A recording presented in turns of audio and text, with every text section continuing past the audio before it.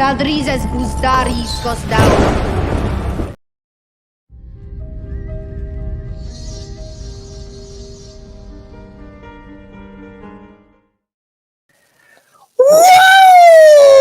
What's up, everybody? Welcome to Sir Hunt's Reviews. My name is your daddy. I'm fucking your mom.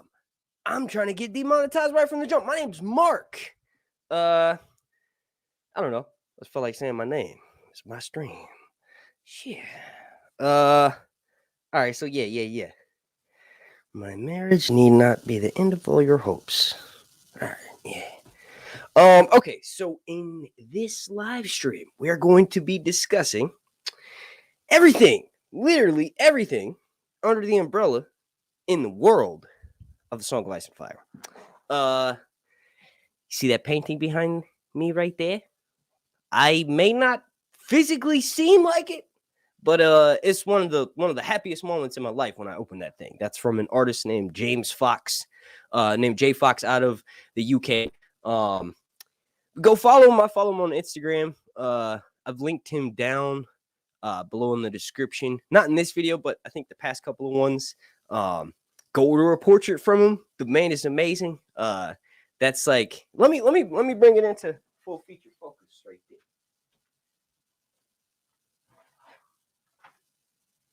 Woo!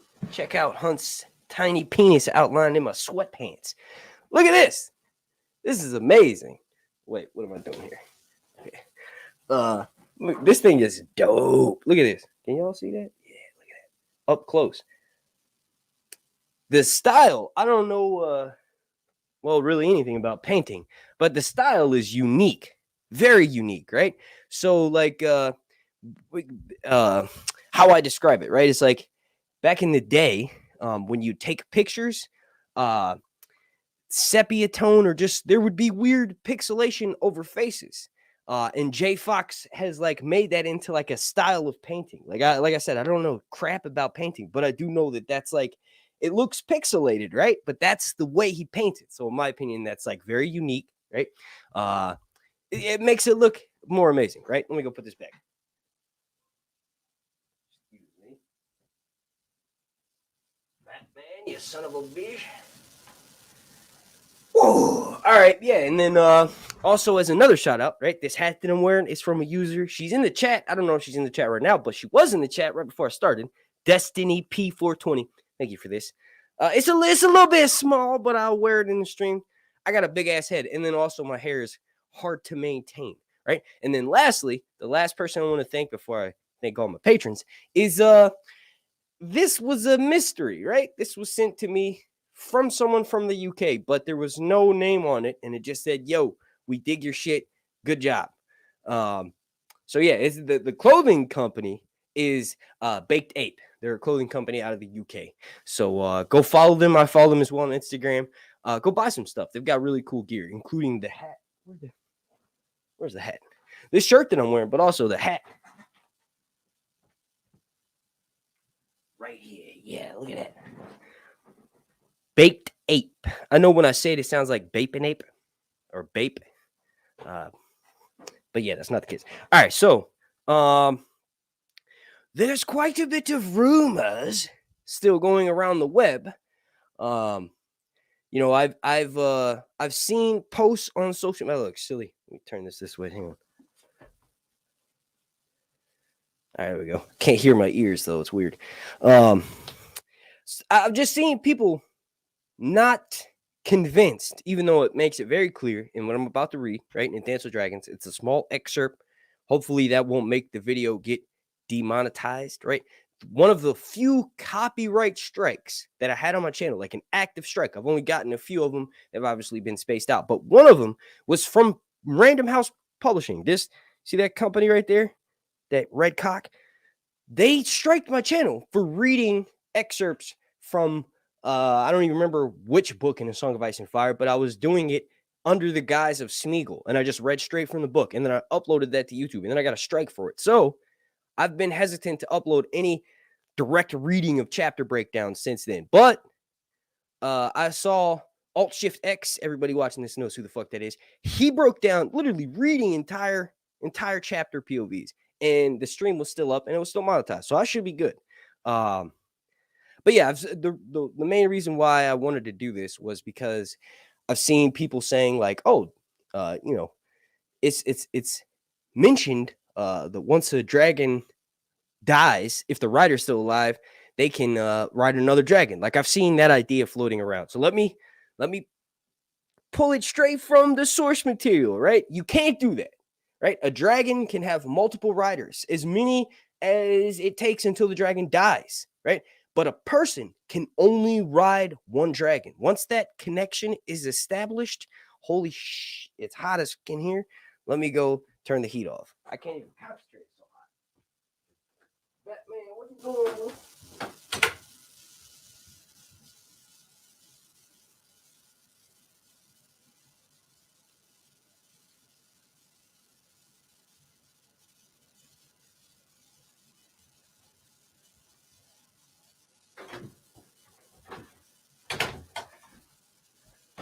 Rip his dick off and twist it. That's one of my favorite clips of all time. Look it up if you ain't never seen it. All right. So yeah, my marriage. Wait, let me get to the good part. My marriage need not be okay. So I'm on page 732 in the Dance of Dragons. My marriage need but. Let me back this up. My marriage need but not be the end of all your hopes. I know why you are here. Now, this is Daenerys talking to Quentyn Martell, who has been sent via his father secretly. That's the most important part, because that sets up a rivalry that is quickly quaffed. Well, because Quentyn's dead, but also Arianne Martell is the oldest, right? Older than her brother Quentyn, and her father secretly had this pact between Dorne and House Targaryen, where Arianne was going to marry Viserys, the Beggar King. But Viserys dies. So in order to keep that pact alive, Doran Martell sends his son Quentyn to go and meet with Daenerys. Now, this happens in the Dance of Dragons. Quentyn becomes a POV in the Dance of Dragons and then dies in that same book. That's kind of rare. I don't think that's happened with any other POV where they become a POV and then they die in the same book. Like, for the most part, George does things where he sets up POV characters in previous books, and then, Sam is the perfect example of that. Sam at the wall with Jon Snow, and then Sam becomes a POV. Jaime Lannister, POV in A Storm, right? And then in Clash of Kings and a Game of Thrones, we hear about him, right? And no one really likes him, in my opinion, until you start to read his POV. And then obviously a lot more people like him. Let's see. So my marriage need not be the end of all your hopes. I know why you are here. Once again, this is a conversation between Quentyn and Daenerys. For you, said Quentyn, all awkward gallantry. Wait. What the? I don't know where I was at.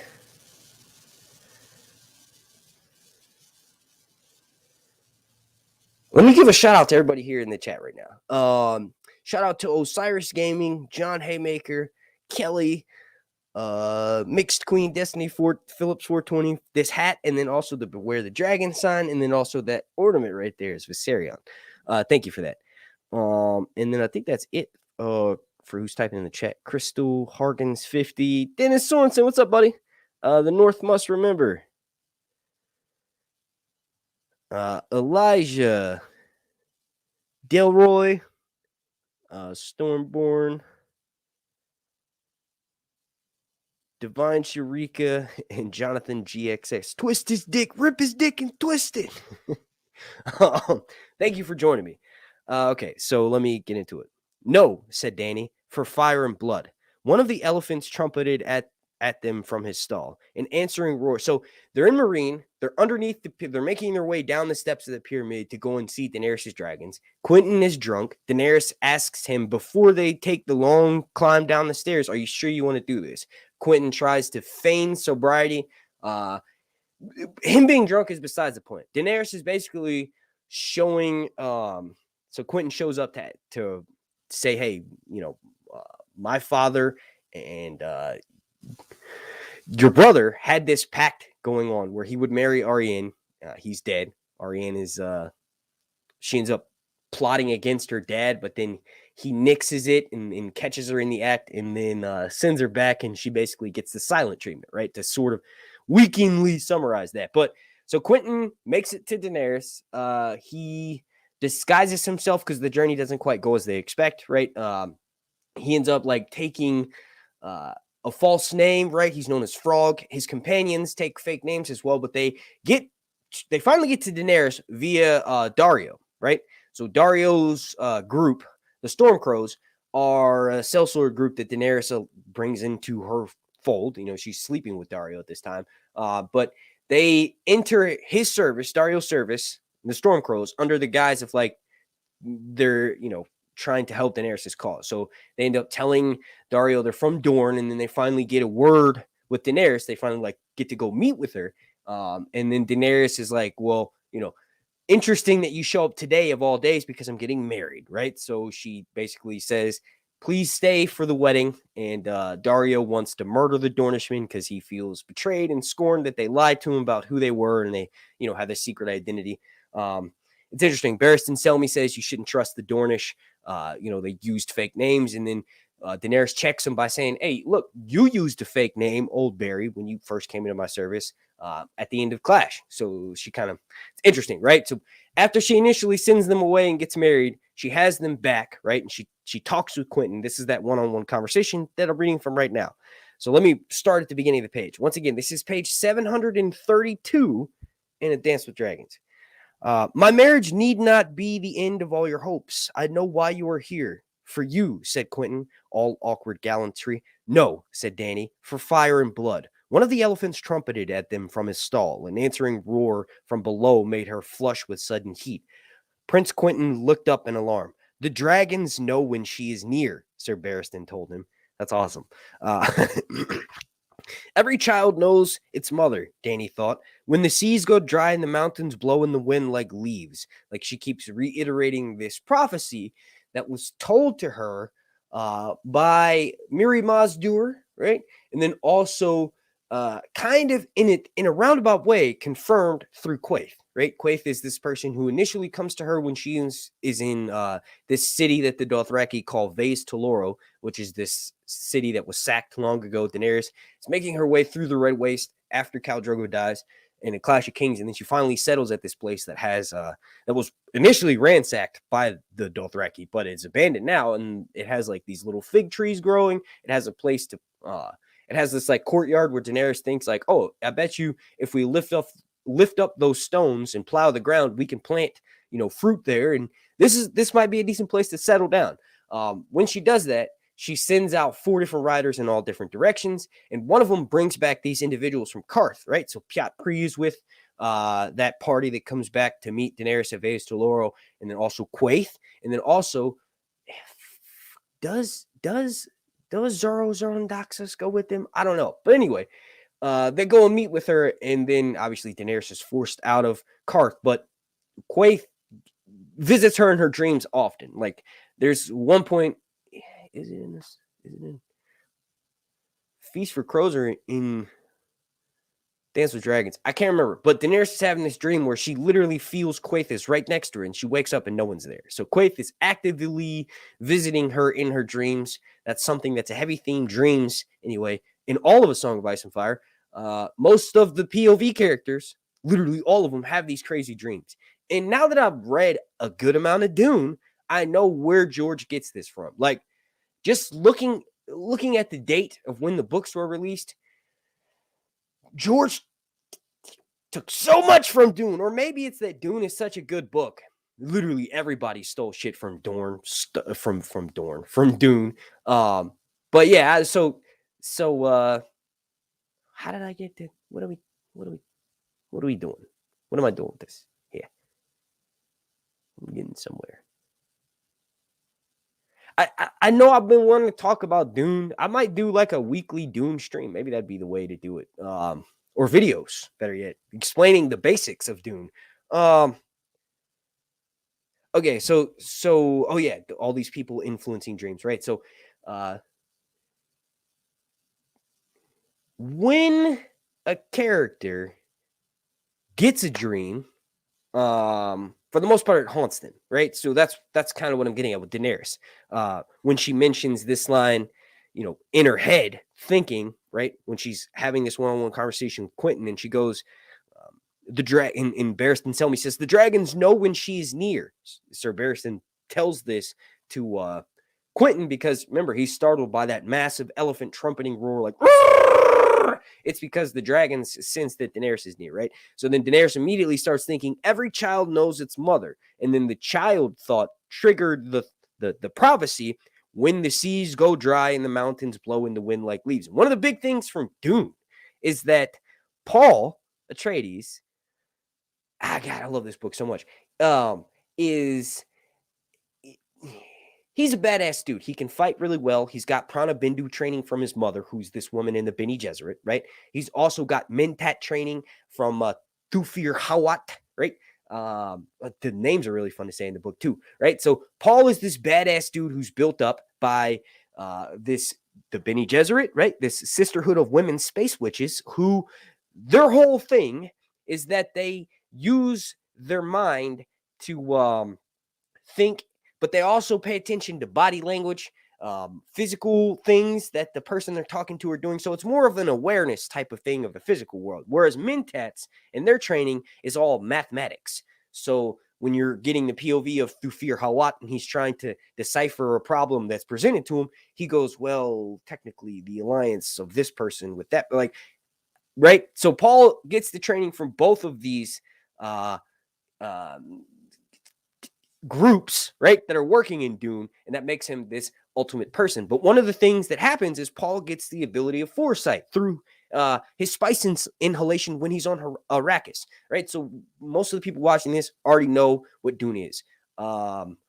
When Paul gets to Arrakis, he starts, like I said, getting these visions, and it gets to the point where he not only becomes addicted to the spice melange, right, but also he can't go throughout the next second without trying to figure out what's going to happen next, right? So the big theme of that book's, and you're figuring it, well, I'm halfway through Children of Dune, right? So that's the third book. It's Dune, Dune Messiah, Children of Dune, and I think the next one is God Emperor of Dune, and then there's like a million more. I can't wait to get to it, right? But the big theme is that Paul should have never started looking into the future to begin with, because it dictates everything he does.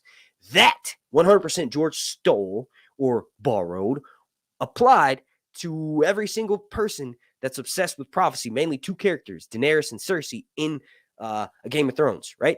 Literally with Daenerys, it's the worst because we all love Daenerys. She's got baby dragons. She's,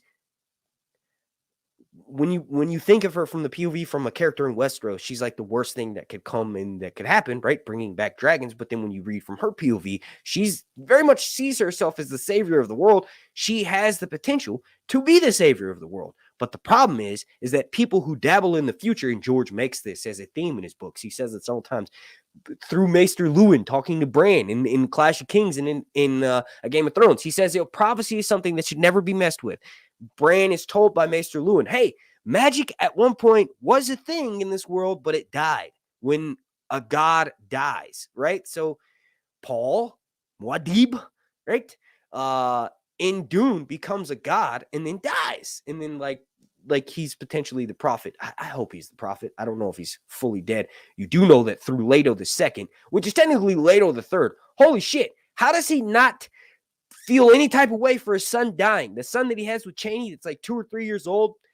I guess he's a little bit older than that. When the Sardaukar finally attack Sietch Tabor and kill his son, it's like not even a thing. He just kind of moves on, right? And I guess that's the whole point in Frank Herbert's world, is that it's 20,000 years or whatever in the future, and humans have now become computers, right? Just meaning they think like computers, right? So AI was really bad. There was this big war known as the Butlerian Jihad, where AI thinking machines warred against man and tried to wipe them out, but men won. And from that point forward, they say, hey, look, we're no longer going to make AI. So that's what Dune is based off of, this world in which humans remove computers from allowing them to making decisions or anything like that. So everything's focused and put training onto your mind and your body. So you have the, the Bene Gesserit focusing on mind-body training, right? And they also have this prophecy that this Kwisatz Haderach, which basically, so the Bene Gesserit have this thing called genetic memory, right? So when a Bene Gesserit has a new Reverend Mother appointed, they consume all of the genetic memories of every single Bene Gesserit Reverend Mother that existed before them. And their prophecy is that a male Bene Gesserit, Paul, right, also known as the Kwisatz Haderach, will be able to genetically link to the male side and the female side, which the main reason why all Bene Gesserit are women, or all of the Reverend Mothers, rather, are women, and they don't have any men's, is because men are much more tempted to become, well, they go crazy if they try to touch both sides of their genetic ancestry, the female side and their male side. But Paul was successfully, but then later on, able to connect both of those. Like, he does it first, he becomes a Kwisatz Haderach, but then he realized through his journey, right, that it was the worst thing ever to happen to him, and that it shouldn't have happened, and that nobody should have prescience and be able to see the future, because it dictates everything you do in the present, and you end up bringing on this self-manifestation destiny, which gets me all of that. Was all from this one line where Daenerys starts thinking about the prophecy, right? I mentioned how I was going to talk about Dune in A Song of Ice and Fire because it's amazing. Okay, so they called to me, come. She took Prince Quentin by the hand and led him to the pit where 2 of her dragons were confined. Remain outside, Dany told Sir Barristan, as the Unsullied were opening the huge iron doors. Prince Quentin will protect me. She drew the Dornish prince inside with her to stand above the pit. The dragons craned their necks around, gazing at them with burning eyes. Viserion had shattered one chain and melted the others. He clung to the roof of the pit like some huge white bat. His claws dug deep into the burnt and crumbling bricks. Rhaegal, still chained, was gnawing at the carcass of a bull. Right? Bull. Atreides. Leto Atreides. Killed by a bull. Right? George, you son of a bitch. I wish Frank Herbert was still alive. He died in like 1987, which is crazy. But I wish he was still alive and him and George collabed on something. That would be insane. Can you imagine a book from George R. Martin and Frank Herbert? That would be nuts. Can you just imagine? Maybe I should write my own world and just steal everything from A Song of Ice and Fire, even character names, right? The whole plot, like George did with the dang houses plotting against. He's like, just something. It's funny because I haven't read very many books. So when I read A Song of Ice and Fire, I'm like, this is the greatest series of all time. I read Kingkiller Chronicle. I'm like, man, this is one of the greatest series of all time. I read Dune. I'm like, yeah, this is actively the greatest series of all time. What the fuck was I getting at? Oh, yeah. The houses, right? So one of the things that makes Game of Thrones and Dune so great is that 2 characters will have a conversation and casually insult each other. And if that happened in real life, motherfuckers would be fighting, right? But the intelligence in the way that the story is written makes you go, okay, is this how intelligent people sort of bicker back? I don't know. It's just genius, right? So Dune was written in 1965. 1965. And there's people that say it's like Lawrence of Arabia, and like it's like a retelling of that. And I've never read Lawrence of Arabia, but obviously I went back and looked it up. So Lawrence of Arabia is about this dude who during World War I was a British officer, and he ends up joining for the Muslim. He joins the Muslims. He basically joins Arab forces in fighting the Ottoman Empire, right? So I don't know anything about the book other than that. I ain't never read it, but after I finish Dune, I probably will read it. But basically, this dude is a white guy, the British guy. I don't know his name. Lawrence of Arabia. He helps the Muslim fight the Ottoman Empire, which is like, the Turks had this Ottoman Empire for a while, and they did some terrible things. So when writing Dune, he basically did that with Paul. So Paul goes to Arrakis and helps the Fremen fight the oppressors, the Sardaukar, and ultimately House Carino and the Empire, right? Star Wars stole that from Dune as well, right? Star Trek as well. I don't know. I just want to talk about Dune. I don't even know the points anymore.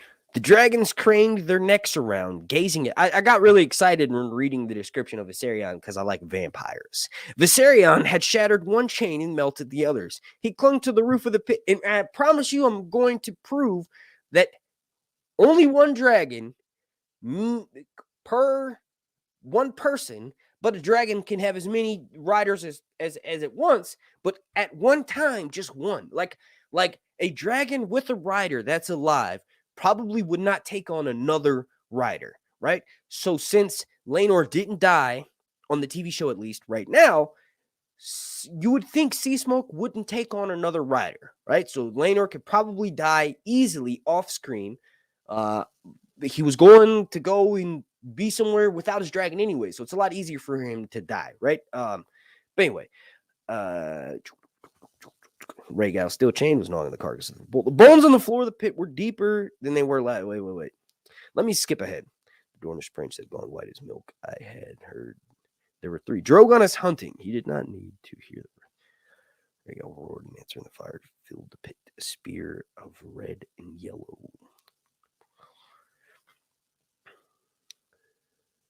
Okay, so let me start here. A crueler woman. Wait. Rhaegal roared in answer, and fire filled the pit. A spear of red and yellow. Also, I'm gonna be doing call-ins towards the end of the stream. If people want to call in, I've only been streaming for 30 minutes now, maybe towards like an hour. I'll post the number in the chat, and you guys can call in. I did that last time, and I had 2 people chat. Rhaegal roared in answer, and fire filled the pit, a spear of red and yellow. Viserion replied, his own flames, gold and orange. When he flapped his wings, a cloud of gray ash filled the air. Broken chains clanked and clattered about his legs. Quentyn Martell jumped back a foot. A crueler woman. Also, shout out to George for keeping his measurement system as imperial because he's an American, and it's really easy for me to go, okay, a foot, that's 12 inches. That's the size of my dick. I always have a measurement for a foot. All I got to do is look down. My dick is a foot long, soft, right? So just imagine how long it gets when it's hot.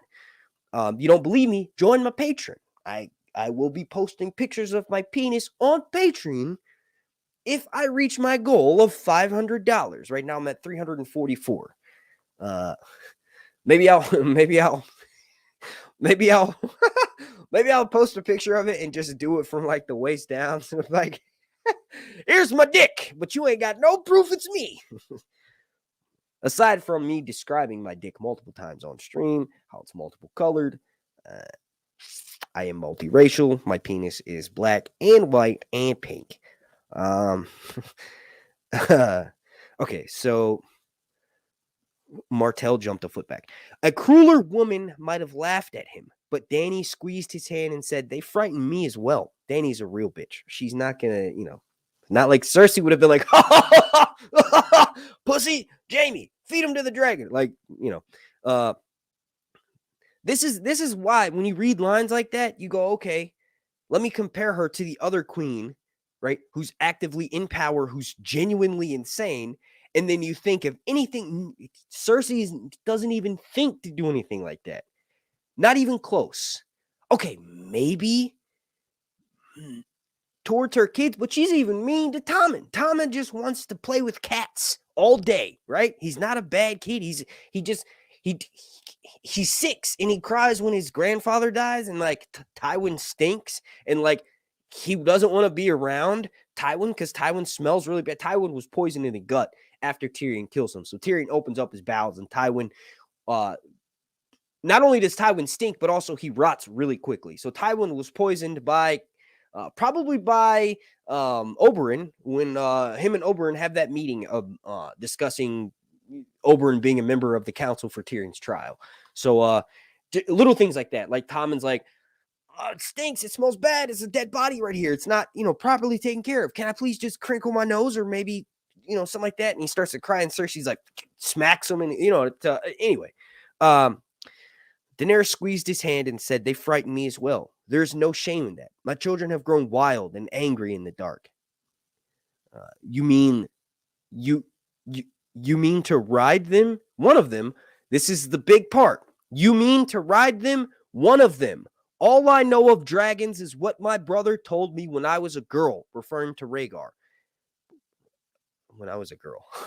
And some I read in the books, but it is said that even Aegon the Conqueror never dared mount Vhagar or Meraxes, nor did his sisters, right? So Rhaenys and Visenya ride Balerion the Black Dread. Dragons live longer than men, some for hundreds of years. So Balerion had other riders after Aegon died, but no rider ever flew 2 dragons. Daemon is not going to ride Vermithor unless Caraxes is killed. And even then, that's never happened. Never, ever, ever, ever, ever. It's right there in the book. I saw someone comment on my video where I was talking about that. And guess what?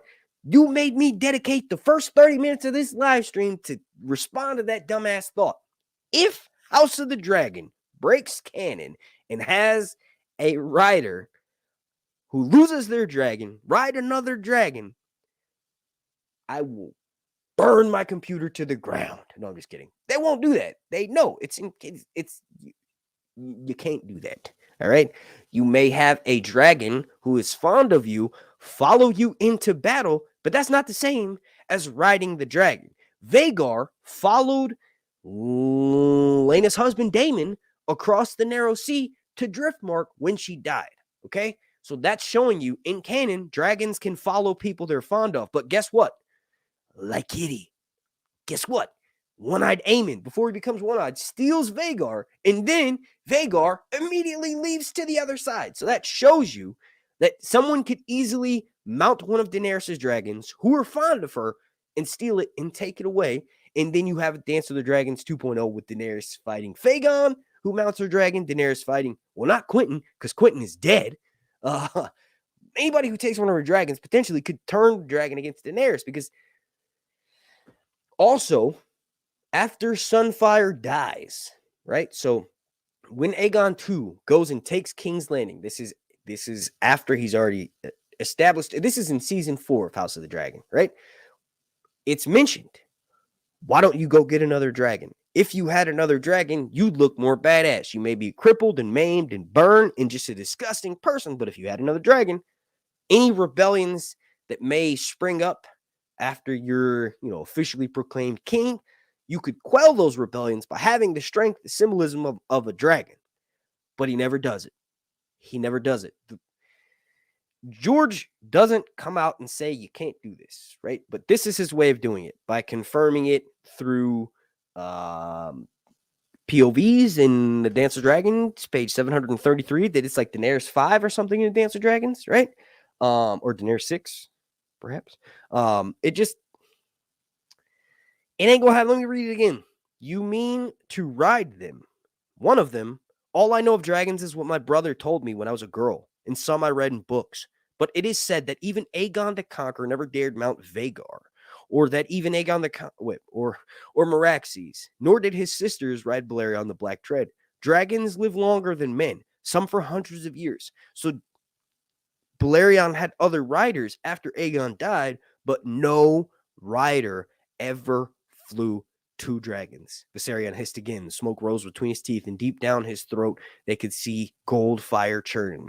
They are fearsome creatures. They are dragons, Quentin. Dany stood on her toes and kissed him lightly once on each cheek, and so am I. That's cute. That's cute as hell. All right, so let me jump into Patreon questions. It's funny. I turned the heat off, and now it's too cold in here. Funny how that happens. Also, there's about 30 more people watching me now than there was when I first did the shout out. So that behind me, that painting right there, that beautiful depiction of Daemon that I may or may not jack off in front of, that was done by Jay Fox over on Instagram. Amazing artist. I explained his style, or I tried to. I don't know anything about art, but he does this like it's like a pixelated look. It just looks amazing. It makes the paintings look like photographs of the people, but they're not, right? And it's funny because when I uploaded it into the community section on my YouTube channel here, on YouTube, there were several comments where people were like, bro, that's Photoshop. That's a screen printing. That's how good of an artist Jay Fox is. People thought that it was faked, right? So that's amazing. And then also this beanie right here. This is from Destiny P420. I think she's in the chat. If not, I'm going to whoop your ass. I'm just kidding. Thank you for this. And then also, thank you for the Viserion. I don't want to get up and but the Beware the Dragon and the Viserion. And then also my watercolor paint that I don't have currently up here. And then this shirt right here, right? And then my hat and then my weed socks were all given to me by a random person that likes my stuff out of the UK. There was no name on the box, but it was given to me. I follow them. Go follow Baked Ape on Instagram and go buy some shirts from them. Also, I have custom t-shirts as well over on Teespring. Let's get back on track here through la Patreon, la questions. Also, shout out to every single member of my Patreon, right? I don't do this very often, but I need to, all right? So, these are the members of my Patreon. Thank you for your support. The first ever person that joined my Patreon was a dude named Joe Swag. He's been a member of my Patreon since March 29th, 2016. I've interacted with them before on Twitter. I don't know what your username is, but if you're watching this right now, thank you, dude. Thank you. You've been literally you were my first patron, March 29th of 2016. That was 3 months after I started my YouTube channel. And this dude, Joe Swag, was the first one there. So thank you for your support, buddy. Also, thank you to Marilyn Miller. And then I don't do this that often, but there's this user named Lynn Shaw. I owe almost all of my motivation and inspiration for starting my channel to that lady. She literally paid for me to go to the first convention. I had 2,500 subscribers, maybe not even like 5,000 or something, which is a lot, but this person did that. They were on my Patreon for years. They aren't anymore, but thank you for your support, Lynn Shaw. So Joe Swag, Marilyn Miller, Nancy Tockstein. Nancy made these blankets behind me. There's a blanket right there, and then there's one over there, right? Nancy was the person who had me sign her World of Ice and Fire book at the Con of Thrones in 2017 as well. I was like, are you sure you want my dumbass signature in this expensive book? She had the same copy as the one I have back there. It's the hardcover with lots of beautiful images. That thing was like $60, but she, all the way back in 2017, wanted me to sign that. And she made these blankets, and thank you, Nancy, for your support. Also, Rogaine, Ablar, Angie, Delehanty, House Flugleman, Bloody Tyrant, Nancy Loera. I was just speaking with her the other day on Instagram. Thank you for your support, Nancy. Reflective Rambling, Cass, thank you. The North Must Remember, Bradley Kempton, Pebbles83, Breanne Johnson. What's up, girl? Aaron Smiley, Frenchy, Rafael Luna, Sir Callum Sins, Shaun Blackman. And remember, if my sidetrack rant didn't make it clear, these are all members of my Patreon over on patreon.com/huntsreviews. I'm starting to get better in the algorithm, so I don't even want to mention, the SD, right? The shadow bandit, right? I don't want to mention that, right? It's successfully, I think, removed that. I'm back in the algorithm, but I still don't make a reliable amount of money for YouTube, so I still have my Patreon, obviously, and I'll never probably get rid of it because what's even the point of me saying this? I'm sorry. Damn, sir. I should have ate that motherfucking bagel before I started. Them Delta 9 edibles are kicking my ass right now. Let me focus. All right. Where was I at? Breanne Johnson, Aaron Smiley, Frenchy, Rafael Luna, Sir Callum Sims, Shaun Blackman, Melanie Vine, Stephanie Craig, Heart of Inspiration. I just saw you joined us. Hey, Heart of Inspiration, go subscribe to their YouTube channel. Diane, Shaffer, Woman of Steel, AnaaaRodarte, Gina, Lola. I talk with Anna all the time on Instagram as well. Also, DM me if you are a member of my Patreon or just somebody subscribe to me, watching me on YouTube. If you follow me on Instagram or on Twitter and you send me a message, I'll probably follow you back. Especially if you do art or anything in nerdy culture. I usually follow those people back immediately. Eric S. Womack, Laura Estrada, Ty, Rhaella, who's a musician, by the way. Let's see. Then also ML7, Max. What's up, buddy? Tracey Summers, Austin Malanowski, Corvette D, Greg McConnell. Oh, that's Greg, but just spelled slightly different. Nursey Pooh 2K2, Claudia V. Harras. I'm about to answer your questions right now, Claudia. We were just talking on Instagram as well. And then Angel Chris, Claudia M. She's like the one person who's bought a bunch of merchandise from my Teespring store. So thank you for that. And also you donated to my GoFundMe and all this stuff. And I don't mean to just say like, thank you for those individual things. Thank you for your support in general. I just want people to know, like, I always pay attention. I'm always watching. So thank you for that. S. Shannon, Deborah Wendell, Deborah Wendell, Deborah Randall, Lasonia Pulliam, Eva Rodriguez, Carly A. Stone, Cheryl Lindsay, Fallon Marie, Jord the Pink Dread, who always messages me on Instagram and asks me a question about what the title of my video is. So for instance, when I said, is the Jon Snow show canceled? This person, right, she sent me a message on Instagram and said, is the Jon Snow show canceled? You know what I did? I sent them a link to my video. It's a playful conversation that I have with lots of people, but I'm saying, like, if you ask me a question that I answered in my video, I'm going to send you the link to that, right? If you ask me something that I've answered before recently in a recent video and one that's more popular, I'm going to get upset because I know you ain't been paying attention. So maybe you're watching this right now. I'm just kidding. April Angus, Dennis Sorensen, what's up, buddy? Long time supporter of mine. Ray Lamb, Mixed Queen, Destiny Phillips, 420, period, asterisk, 74439-2. How many more things you want to add to your username? Destiny. I'm just kidding. Fernando, Nina Provencher, Margie, Sandrine, Aim, Dragon Auntie, Sumo Giozaki, Jam Rock, Altenda Street. They call it murder. Sorry. Tasha Williams, Keisha Griffin, Shell Lynn McLeod, Monica Rodriguez, Raj Veer, Sangra, Trisha Ann, Claire Pierce, Brandy Reed, Adam Reed, and Phoenician nationalist Billy Bob Robertson, 4Ts, Danny Dino D, Daryl Platukis, Dime Vaughn, Minnie Rose, Kilo, Julio Carpio, Beth Bias, Jeremiah Borgen, Brianna Reno, and Eric Hardy. Shout out to everybody else who's watching right now as well. I did a shout out at the closer to the beginning of the stream for everybody watching, and I'll do another one here in a few minutes. I just need to answer some of these Patreon questions. Also, type in the chat if you're watching so I can see your username. It doesn't always pop up if you aren't actively typing in the chat, but you are watching. Like if you're watching and you haven't typed in the chat at all, it won't show that you're active, so I can't give your username a shout out. And that may not be the case. So you may not even give a shit. I just you know. Okay, so this first comment is from a user named Claudia V. Harras, right? And she asked me 6 different questions. I'm just kidding.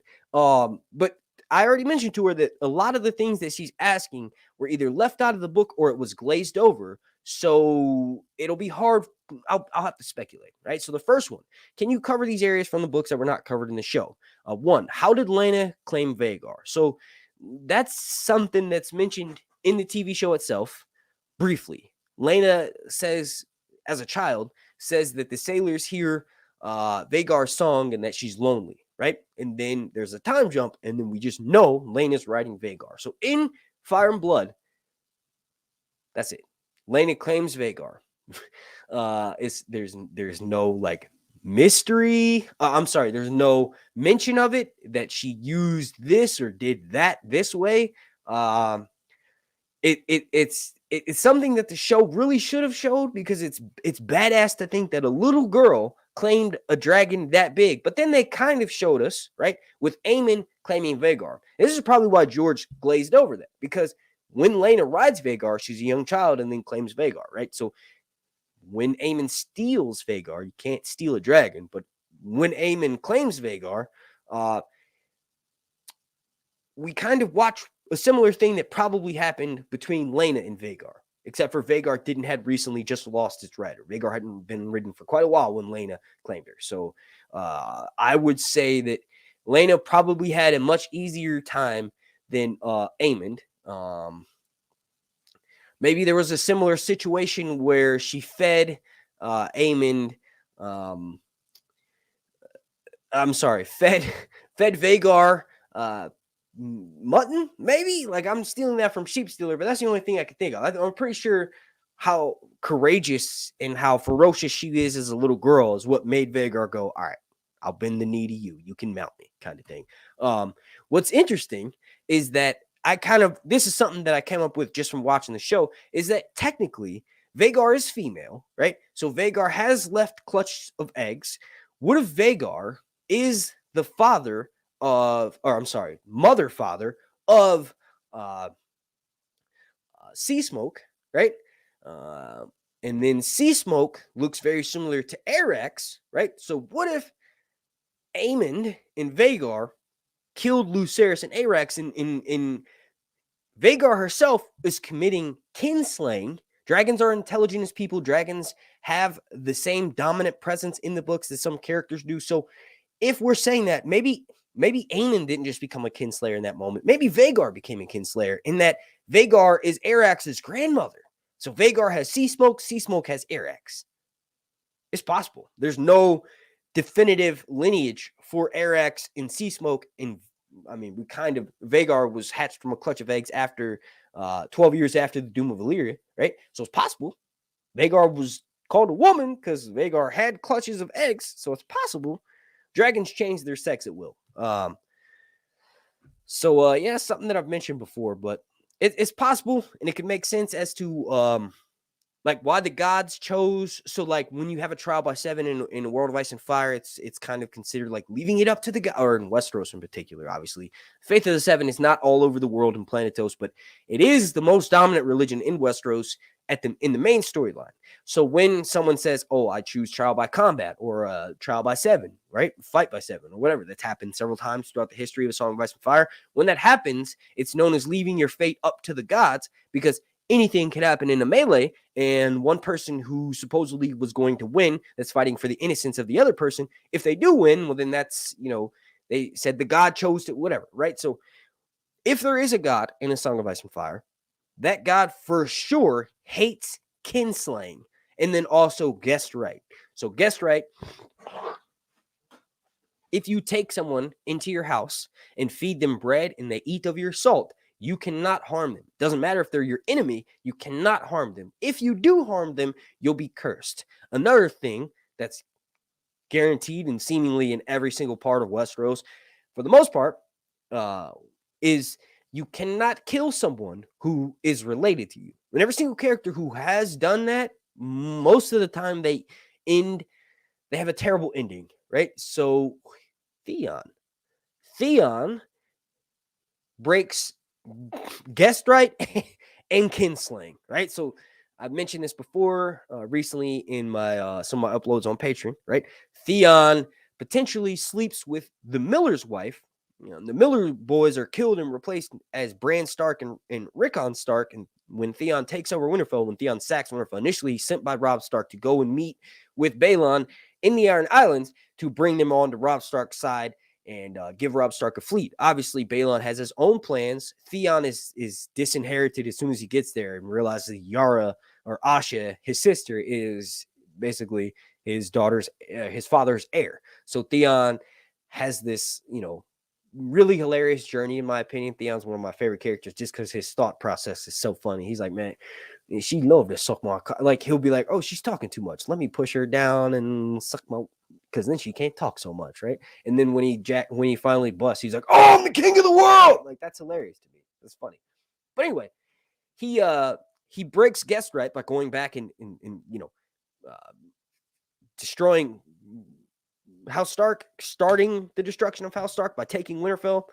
His father doesn't even tell him to do that. His father tells him to go and rape and reeve along this stony shore so that the Northmen send troops out to go and be like, oh, okay, what's going on over here? And then Asha will take Moat Cailin, right? But Theon's like, no, I've got a ship. That's the thing, is the Iron Islands have a lord. They have a king of the Iron Islands when they're in rebellion, right? But every man on their ship is the king for that ship. So Theon basically goes to Winterfell and takes. So anyway, he breaks guest right by doing that, right? And then also he kinslays. When he kills the Miller's boys, he thinks and his nightmares specifically haunt him after this point, about how he knows the miller's wife's body really well, and he slept with her before, and that it just so happens that the miller's boys were around the same age as the Stark boys. Theon is the oldest out of all of the Stark kids in the books. He's like 21, 22 or something. But he mentions how they look similar to Breanne and Rickon, right? Especially when they take the skin off of their heads and then dip them in tar, right? Theon mentions like, oh, I could have told them that there were bat ears or bat wings or some shit on the head, and everybody would have been like, oh yeah, I saw the bat wings, right? So the fact that he mentions how they look like Starks, right? And then also the fact that he slept with this woman kind of makes me think that those were Theon's offspring, not just me, anybody who's read those and comes up with the kinslaying theory. But this is why Theon's journey is so terrible, and he keeps having all these horrible things happen to him after he gets taken into possession of Ramses. Is because he did these two terrible things. That it's like the for sure established laws in Westeros. You can't kill somebody that you brought into your home under the protection of guest right, and you cannot kill members of your own family. Theon does both of those things and obviously suffers greatly because of that. But getting way back on track here. Harwin and Ray's, this is from Claudia V. Harash. This Harwin and Ray's love story. It's the same thing as with the claiming of Lena. It's like George mentions how he didn't want them to skip over it that much. But like they only had a few episodes. They only had 10 episodes. Also, they didn't know how successful the show was going to be. So they tried to make it as interesting as possible. And maybe they thought initially that, Millie Alcock and Ryan Core, the dude who plays Harwin, and then obviously Millie Alcock plays young Rainier, they thought that would have been too much time spent. Like we had the big time jump. Episode 6 brings in the new characters, right? So you have Emma Darcy being replacing Millie Alcock. So I feel like there wasn't any time for it in the TV show. And then in the books, George literally wants Rhaenyra to get with Daemon. So there's not much mention there, aside from as soon as the rumors became blaringly obvious, Harwin was sent back to Harrenhal, and Lionel joins him, and that's kind of what happened in the TV show. So there's not really anything about the relationship. More in the books. If I had to guess, since George said he could write a whole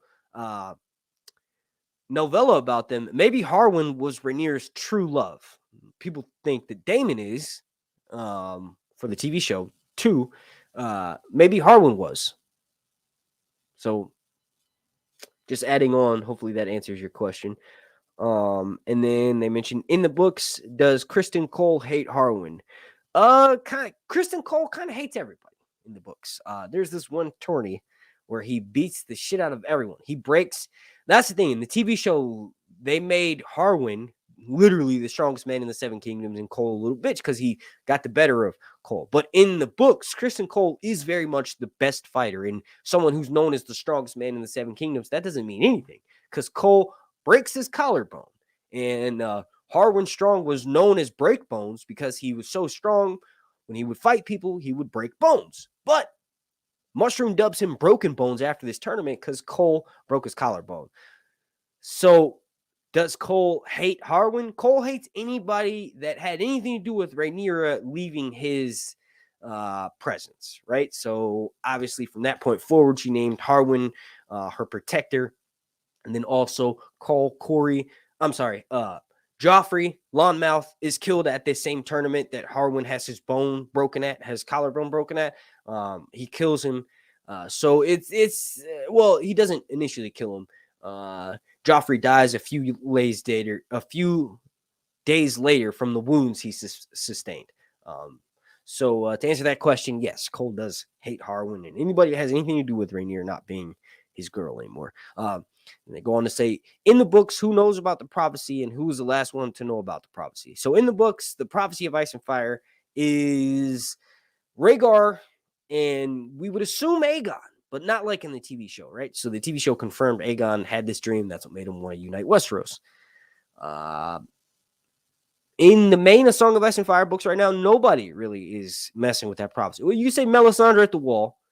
Daenerys has her own prophecies that she's going through. I was just explaining those earlier in the stream. And then Cersei has her Maggie the Frog prophecy she's going through. There's not really one person who's actively trying to seek out this prophecy. Like, they made it seem so important in not just in House of the Dragon, but then in also like season 7 and then part of season 6 for Game of Thrones. So it's not really a thing that's been confirmed 100% yet. George has mentioned, oh, okay, there's this dude, Azor Ahai, potentially, who could lead the armies of men through the long night and destroy the power that makes it always winter. And then also you have the prince who was promised, right? It's tied into that Azor Ahai prophecy. Azor Ahai is the Hercule the hero dude who basically, like, all over the world of A Song of Ice and Fire, they all have this one similar prophecy. This person has different names, right? So this dude basically forges a sword multiple times, and then ultimately the third time he forms the sword, he quenches it in the heart of his wife, and this sword is how he is called Lightbringer, and this is how he defeats the darkness that consumed the entirety of the world. In all actuality, and I've said this before in a live stream with Robert from In Deep Geek, and I kind of made up it in that stream. All it is, right? So all Azor Ahai in that prophecy is the recipe for Valyrian steel. Yeah, there's some other cool things about it, but just think about it. It's like you need a blood sacrifice, right, to make things happen.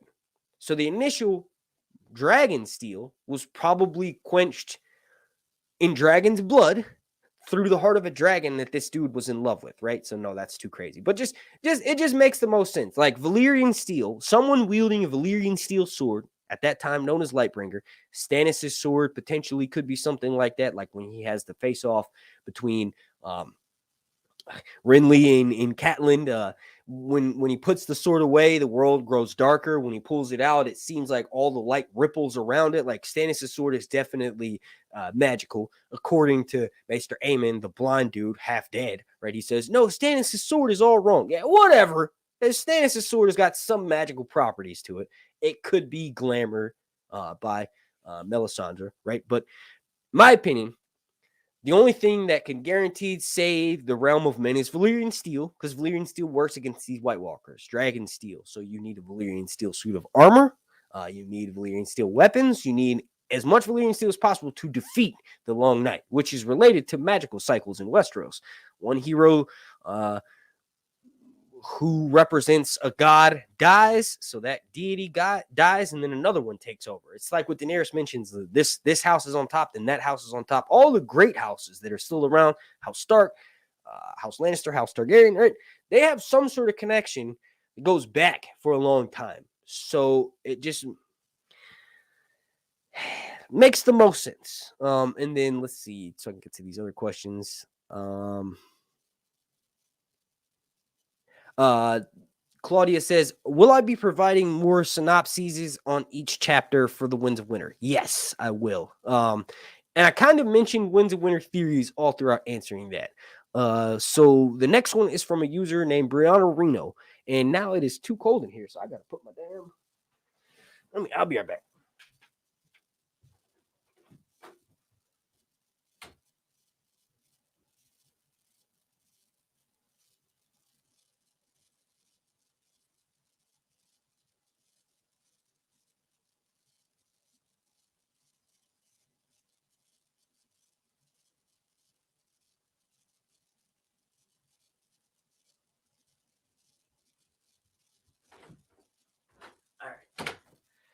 All right, so this one's from Breanne Reno, and she says, I want to know what is going to be your favorite event that is going to take place in season 2 and why it's going to be your favorite and some details about it. All right, so my definition of favorite isn't always like something that I want to see that'll make me happy or that'll be amazing to watch. Especially from reading Dune in A Song of Ice and Fire and watching the show. a lot of the times I realize my favorite moments are moments like the Red Wedding. That's terrible. Ned losing his head, unexpected. Did not know that was going to happen the first time I watched this show. Moments like that, right? So taking that into perspective for season 2, I've said this for a while, but Aegon, and it's just something that I'm looking forward to the most. Aegon the 2, right? In what's known as the Battle at Rook's Rest, right? So there's this keep in Rook's Rest. They call for help from Rhaenyra, so from the Blacks, and Rhaenyra just lost her son Lucerys, so she doesn't act. For a good chunk of the war, Corlys, Rhaenys, and her son Jacaerys are the ones who run the small council for the Blacks, right? So the people at Rook's Rest are being attacked. The reason why they call for help from Rhaenyra is because they're being attacked. The small folk are being burned alive. Obviously, the Greens are there with the dragon, and they're wreaking havoc, and they're going to burn down the castle. So they have no choice but to call for Rhaenyra for help. Remember, I said Rhaenyra just lost her son, so she's not quick to act at all. Eventually, what ends up happening is Rhaenys says, "Forget, I'll go myself." So Rhaenys flies to Rook's Rest, and as soon as she gets there, it's a trap. It's a trap. It's a trap. Like, literally. Sunfire and Vhagar are there waiting for her. Instead of turning around and fleeing, which she could have, because Melee's is a pretty quick dragon, right? She could have easily left. She doesn't. She lets out a glad cry, cracks her whip, and then flies Melee's into the mouth of hell. Literally into the mouth of hell. The aftermath of this battle at Rook's Rest with dragons ends in the death of Rhaenys, also Melee's. Sunfire has a wing ripped from its body.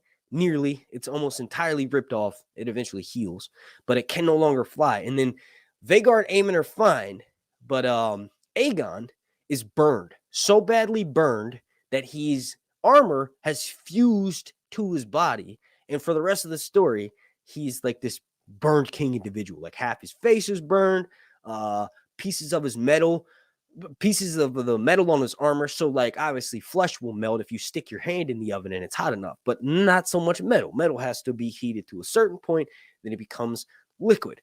So, dragon fire burns hot enough that it can melt stone. Certain dragons, it can melt iron, right? So, it melted that steel, brought it up to its liquid form, and then it fused into the skin, right? And then just stayed there. So that is what I'm looking forward to the most. I want to see, like, remember how nasty Grayscale was with Jorah? Jorah doesn't even have Grayscale in the books. It's John Connington. Remember how nasty that was? So this show that sticks in canon, they know that something like this happens. It's going to be insane. Like, Aegon's going to look like the most badass thing of all time. Hopefully, they do the pieces of metal sticking out of his face. That would be nuts. He'll look like a robot. Well, yes, like a robot. Like an android sitting on the Iron Throne. Like, he'll become part of the Iron Throne. Like, it'll look like that the Iron Throne has pierced through his flesh. Like how the roots grow out of Bloodraven in the cave. Like, there's literally, he's missing an eye and there's a root growing through it. That would be so cool to see something like that for the king. But also, as a side note, also what happens at Rook's Rest is Rhaenys' body is so badly burned, it's unrecognized. I've been sent leaks that said Rhaenys survives. Instead of like being burned to death at the end of the battle, Rhaenys supposedly survives and is trying to crawl away, and then Sunfire eats her. I like that. That's a really good one. And it does kind of make sense because Sunfire has to eat corpses for a year to gain enough strength to heal to fly back to Aegon, who's on Dragonstone. And the connection between Aegon and Sunfire is amazing because Sunfire has no way of knowing where Aegon is. It just senses that Aegon needs Sunfire. So it's really cool. Hopefully that answered your question. Then there's another one. This one's from Julio Carpio. He's in the chat right now with Cyrus Game. What's up, buddy? He says, I know I put this on your video you posted about Henry Cavill as Stark on season 2 of House of the Dragon. But what if Breanne got inside Daenerys' head and made her mad, just like Breanne used to do to Hodor? I still think Breanne will be the bad guy in the new Jon Snow series. It's possible. The North Must Remember, right, has mentioned this before, about how, Aemon, and I'm sure lots of people have thought of this. I've theorized it myself too. It's like Aemon can't control his dragon, right? Obviously to the point where it kills Lucerys and Arax, and Aemon did not want that to happen. So what if that's the same case with Daenerys and Drogon? That's a scapegoat. Daenerys has, you cannot control a dragon. A dragon is not a slave. It's a bond that they have with Targaryens, and it's more like a mutual friendship than anything, because you can be scorned by your dragon by not listening to you. You can make it do something and it kind of, is moody, right? But the problem with that is that Daenerys has been with Drogon since Drogon was hatched. Drogon is like the Targaryens of old in that they were put in the cribs of Targaryen youths when they were younger, and then it would hatch, and then it would forever be bonded with. That's the type of bond that Drogon has with Daenerys. So that's not the case. I don't think Daenerys that may happen in the books, and it'll make so much more sense because George knows how a character... Well, this is George's character, so he knows ultimately where he was going from day one. But like I said, you could easily say, oh yeah, she's going to become the Mad Queen, but then you read lines like that, and no other person is that sweet aside from like Arya and Sansa. And nobody's saying Arya's going to become well, actually, that's not true. I always thought Arya's going to be a psycho killer. But no one's saying that about Sansa, right? Sansa thinks that same way. She thinks with annoying ass, what's his name? Her Sir Florian the fool, right? Dantos, this drunken idiot. He tries to help her escape, but ultimately he tries to kiss her. He tries to get her to plant a few kisses on her. She's 13 years old. She's being physically abused and verbally abused by everybody around her, not just Joffrey and his dumb goosebag knights. No, also Cersei, who the one person that Sansa thought she could trust or whoever. Cersei says, "Oh, Sansa, you're so fucking stupid." And when Stannis is trying to attack King's Landing in the Clash of Kings, Sansa goes to the Queen's ballroom, right? And Cersei's fuck all these people, they're all gonna die anyway. Hopefully I can look nice enough so the Stannis wants me. But then Sansa's no, everybody calm down. The Queen, you're in the safest place possible, right? So that's the kind of things that Daenerys does. For instance, the thing that she did with Quentin Martell by pulling him close and saying, look, these dragons scare me too. They are, I'm not 100% in control of them. And then she says, I am a dragon too. So what's the point I was making? It was something good. It was something really good. I promise. It was. But yeah. So it just doesn't make sense for Daenerys to have that. Like I said, the North Must Remember has mentioned that before, and I'm not sure if he's maybe done a video on that. Then we got another one from Brianna Reno. She says, another question is, how far away from book canon do you think they're going to go in season 2? So that's perfect for this stream. Okay, so they didn't break canon all that much in season 1. So in short, I don't think they're going to break canon or change it all that much in season 2. One of the big things they did was having Rhaenys pop up through the floor, right? And have this badass moment that I did not like at all initially. And after watching it several more times, I kind of was like, okay, this is for the average show watcher. This is for the average show watcher for when the shepherd shows up and convinces the citizens in King's Landing to take down the dragon pit. The shepherd is probably going to be someone who was at the dragon pit, who may have potentially even been a dragon shepherd himself. He's missing an arm, right? And this is what scorns him away from the Targaryens and the dragons. And they 100% needed something like that at some point, preferably early on in this series. So when the falling of the dragon pit, when it gets destroyed and all those dragons die and Dreamfire breaks the ceiling, when that happens, there's more context to it. Where could I see them doing that? Well, I kind of just mentioned breaking canon a little bit. If Rhaenys does survive the battle, instead of just being burned and unrecognized as a corpse next to her dragon Meleys, if Rhaenys is eaten by Sunfire, that would break canon. That would be amazing. But in short, like I said, I don't see them breaking canon too much, just for the simple fact that Ryan Condal knows you don't even have to be good at writing something. if you're adapting it, right?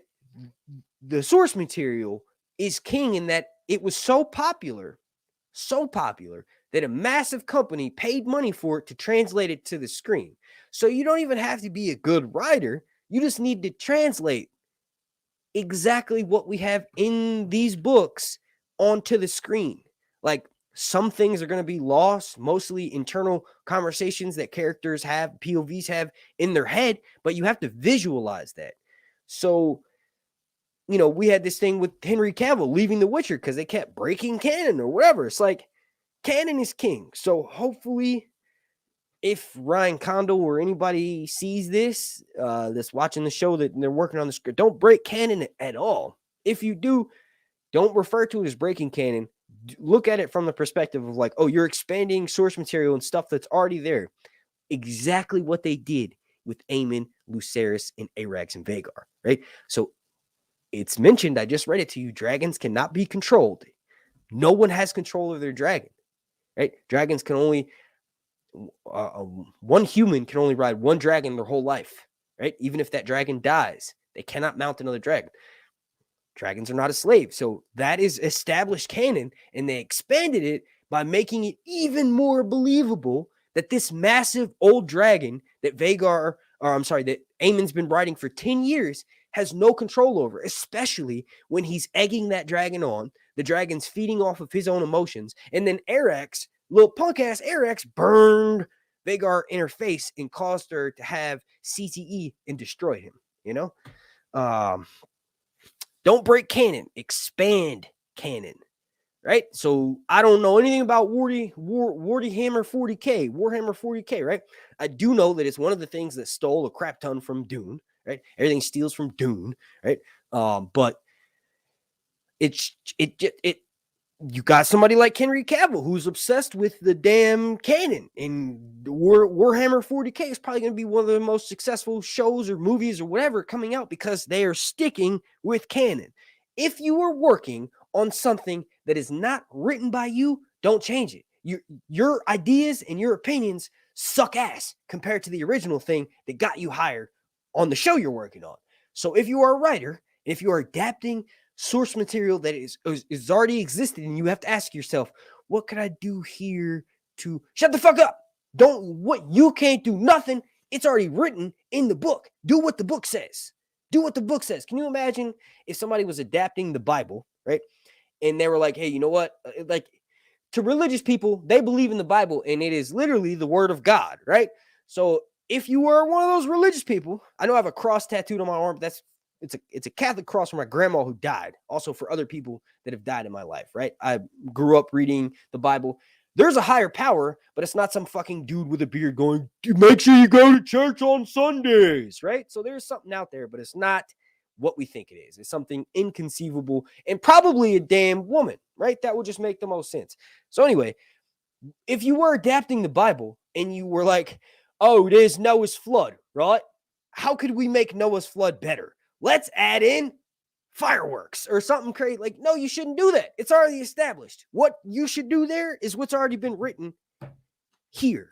So, yeah, that's a good rant, man. Sir Hunts, man, you know what you're talking about. Somebody should hire you to adapt a TV show. I'm just kidding. Maylee's bursted through the floor. What happened?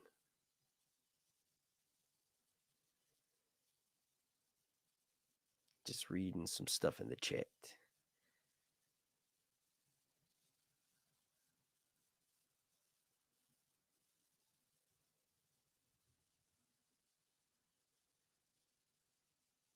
How big does your, I'm not reading that word, have to be a patron? What? You can join for $1. But what I'm saying is, once I reach my goal of $500, which is $162 more, I'll show pictures of my dick. Maybe it's my penis. Maybe it's just a big penis that I found through Google searching. You'll never know unless you join my Patreon for $1, and you'll see my penis. Oh, snap. Shout out to Osiris Gaming. Thank you for that. $1 super chat. Appreciate that, bro. What is my OnlyFans? I don't got one. Nobody wants to see a dude with OnlyFans. Trust me. Unless you're Paulo Costa. That's so crazy. I can't believe he has an OnlyFans. That's nuts. Do you think the show will dive deeper into the Nettles character? I hope so. And I hope it's firmly established that she didn't trick the dragon by doing something out of the ordinary. No, she is of the blood. The reason why she had to do what she did, you ready for this, is because the dragon was wild. You have to do that to wild dragons. That's mentioned every time an idea of a Targaryen is mounting a dragon or going to go claim a dragon or whatever. It's like, is the dragon wild? Oh, okay, so then you should be good. Even if you aren't claiming a wild dragon, there's still risks for anybody trying to mount it. So that's why Nettles fed sheep stealer pieces of mutton that eventually tamed the dragon, allowed it to grow accustomed to her presence, and then she mounted it. But point blank period, she's a Targaryen. She's of the blood, right? So do I think they will dive deeper? For sure.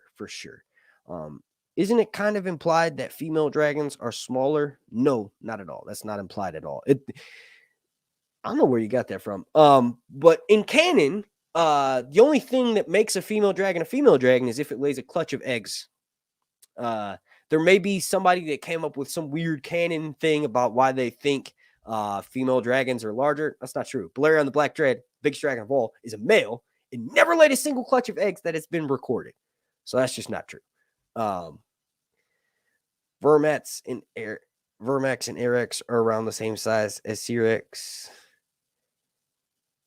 This dude, right? You're on your own headcanon stuff. Like, I'm not answering that. Like, bro, it's totally possible that dragons grow at different rates because one of them is kept in the pit and one of them is kept wild and one of them feeds off of fish and one of them feeds off of lamb. So if you really want to get super technical, it's 100% possible for Vhagar to be the mother of not just Erex, but also Vermax and any other dragon that was born after that, because George has never said it. You better come correct, buddy. Oh, why do I keep clicking on this dude's questions? Here's Mark. You smell like dragon. I actually came up with something about that. Remember in the first episode, they kept telling Rhaenyra, oh, you smell of dragon. You smell of dragon. I was like, what does a dragon smell like? What if the smell of dragons is the same? I don't know. I forgot the damn theory. I forgot what it was.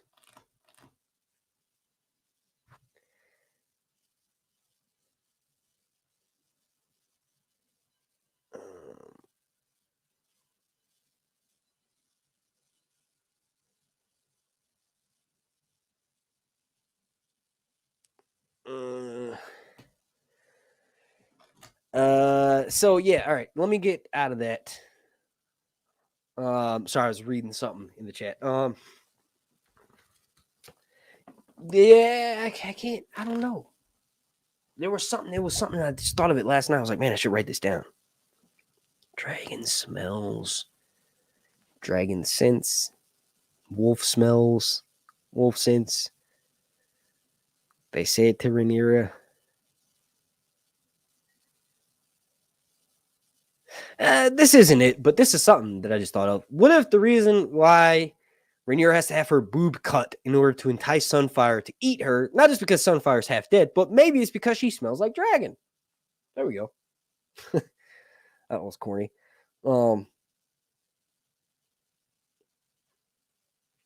Yes, please hit the like button. All right. Let me go back to what the did I just do? Okay, so we're still streaming. Let me go touching my notes here. I got to whip out my phone. Motion at my front door.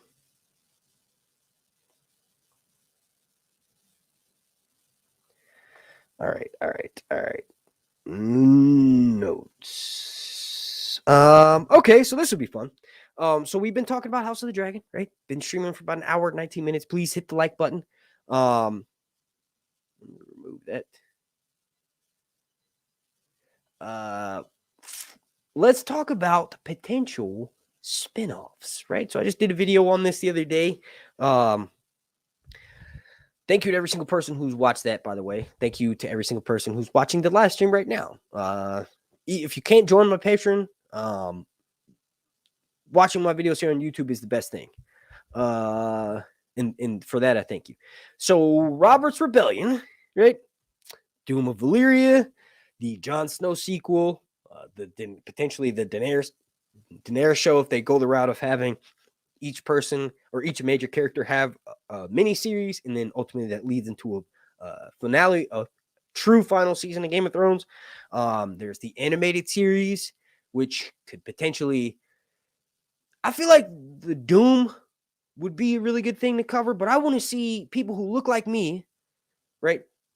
And also people who don't look like me be actual Dragon Lords. So I don't want the animated Doom of Valyria. I want to see actual people riding, even though the Doom of Valyria is a really expensive show, they could do it right, have it 5 episodes, right? It's something that has very little information on it in A Song of Ice and Fire, so you truly could bring someone in who, is writing the show's version of it, and it would be really, really cool to see. Like, they could go all out and literally make it like a movie, like a 5-episode movie or something about the Doom of Valyria, and then tie in the Prophecy of Ice and Fire. We get to see the origin of the Cat's Paw Dagger, who was initially owned by maybe other Valyrian steel swords, came over with the Targaryens to Westeros aside from Blackfyre and Dark Sister, and then those swords were lost to time, and actually one of them could potentially be Ice, right? So Ice has been with the Starks for like 5,000 years or something crazy like that, but maybe that's not the truth, right? People lie about stuff all the time, so maybe that was one of the swords that were brought over with House Targaryen, or before that, when Valyria had Dragonstone as a trading post, and Ice initially came from Valyria itself. Well, of course, because all Valyrian steel came from there, but maybe it was initially called Fire, right? And now it's called Ice, and maybe the first Stark that it was given to him for a reason, to keep Ice or Winter at bay. A lot of people think Winterfell is named after it being the location of the first place Winter fell. So the first location of the fight between the White Walkers and the army of the living, right? The first place they fought was at Winterfell, and Winter fell there. So that's why the Starks, who were, first men, have Ice, have to be there at all times, because that's where Winter will rise from. And then you also have the Valyrians not really being 100% comfortable trading in everywhere of Westeros. They went to the trading outposts like Old Town and obviously Dragonstone, but they weren't really comfortable with conquering all of Westeros. Rumor is because supposedly there was an ancient Valyrian prophecy that foretold the doom of the world, the doom of all of mankind would come out of the land of Westeros, right? So the Sunset Sea, the Sunset Kingdoms, right? That's what it's referred to in Essos, Westeros. So that'd be cool. Blackfyre rebellions, that's something that there ain't no dragons in Blackfyre rebellions. There's dragon eggs, but it leads into Dunk and Egg, ultimately leading into what happens about 50 to 100 years before the main events of the story. That'd be really fun to see. That's one of the ones that for sure is being greenlit. Is 100% in production, not like with the Jon Snow show where we don't exactly know. So with Jon Snow, it's like HBO never officially confirmed it, but George R. Martin has, Emilia Clarke has, several other actors from the show, Gwendolyn Christie, have said, yeah, it's in the works. Kit is writing it himself, and Emilia Clarke said he's hiring showrunners and stuff. So the Dunk and Egg show is for sure in the work. They already have a writer on it, Steve Conrad, and HBO has confirmed it. George, as of like 6 months ago or something, said, yeah, for sure, Dunk and Egg is coming. And most people will tell you this. If you read A Night of the Seven Kingdoms, you'll realize, this is all written from one POV, the POV of Sir Duncan the Tall. And because of that, it really shows off George's talent as a writer. Excuse me for a second. I got to tie my shoe.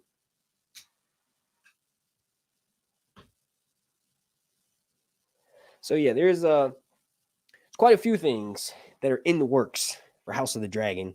I'm sorry, for the world of Ice and Fire, not just for House of the Dragon.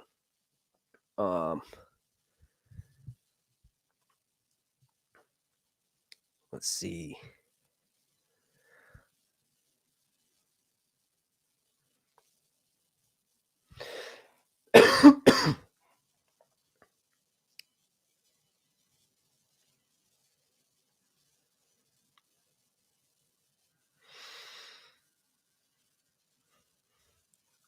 Let's see.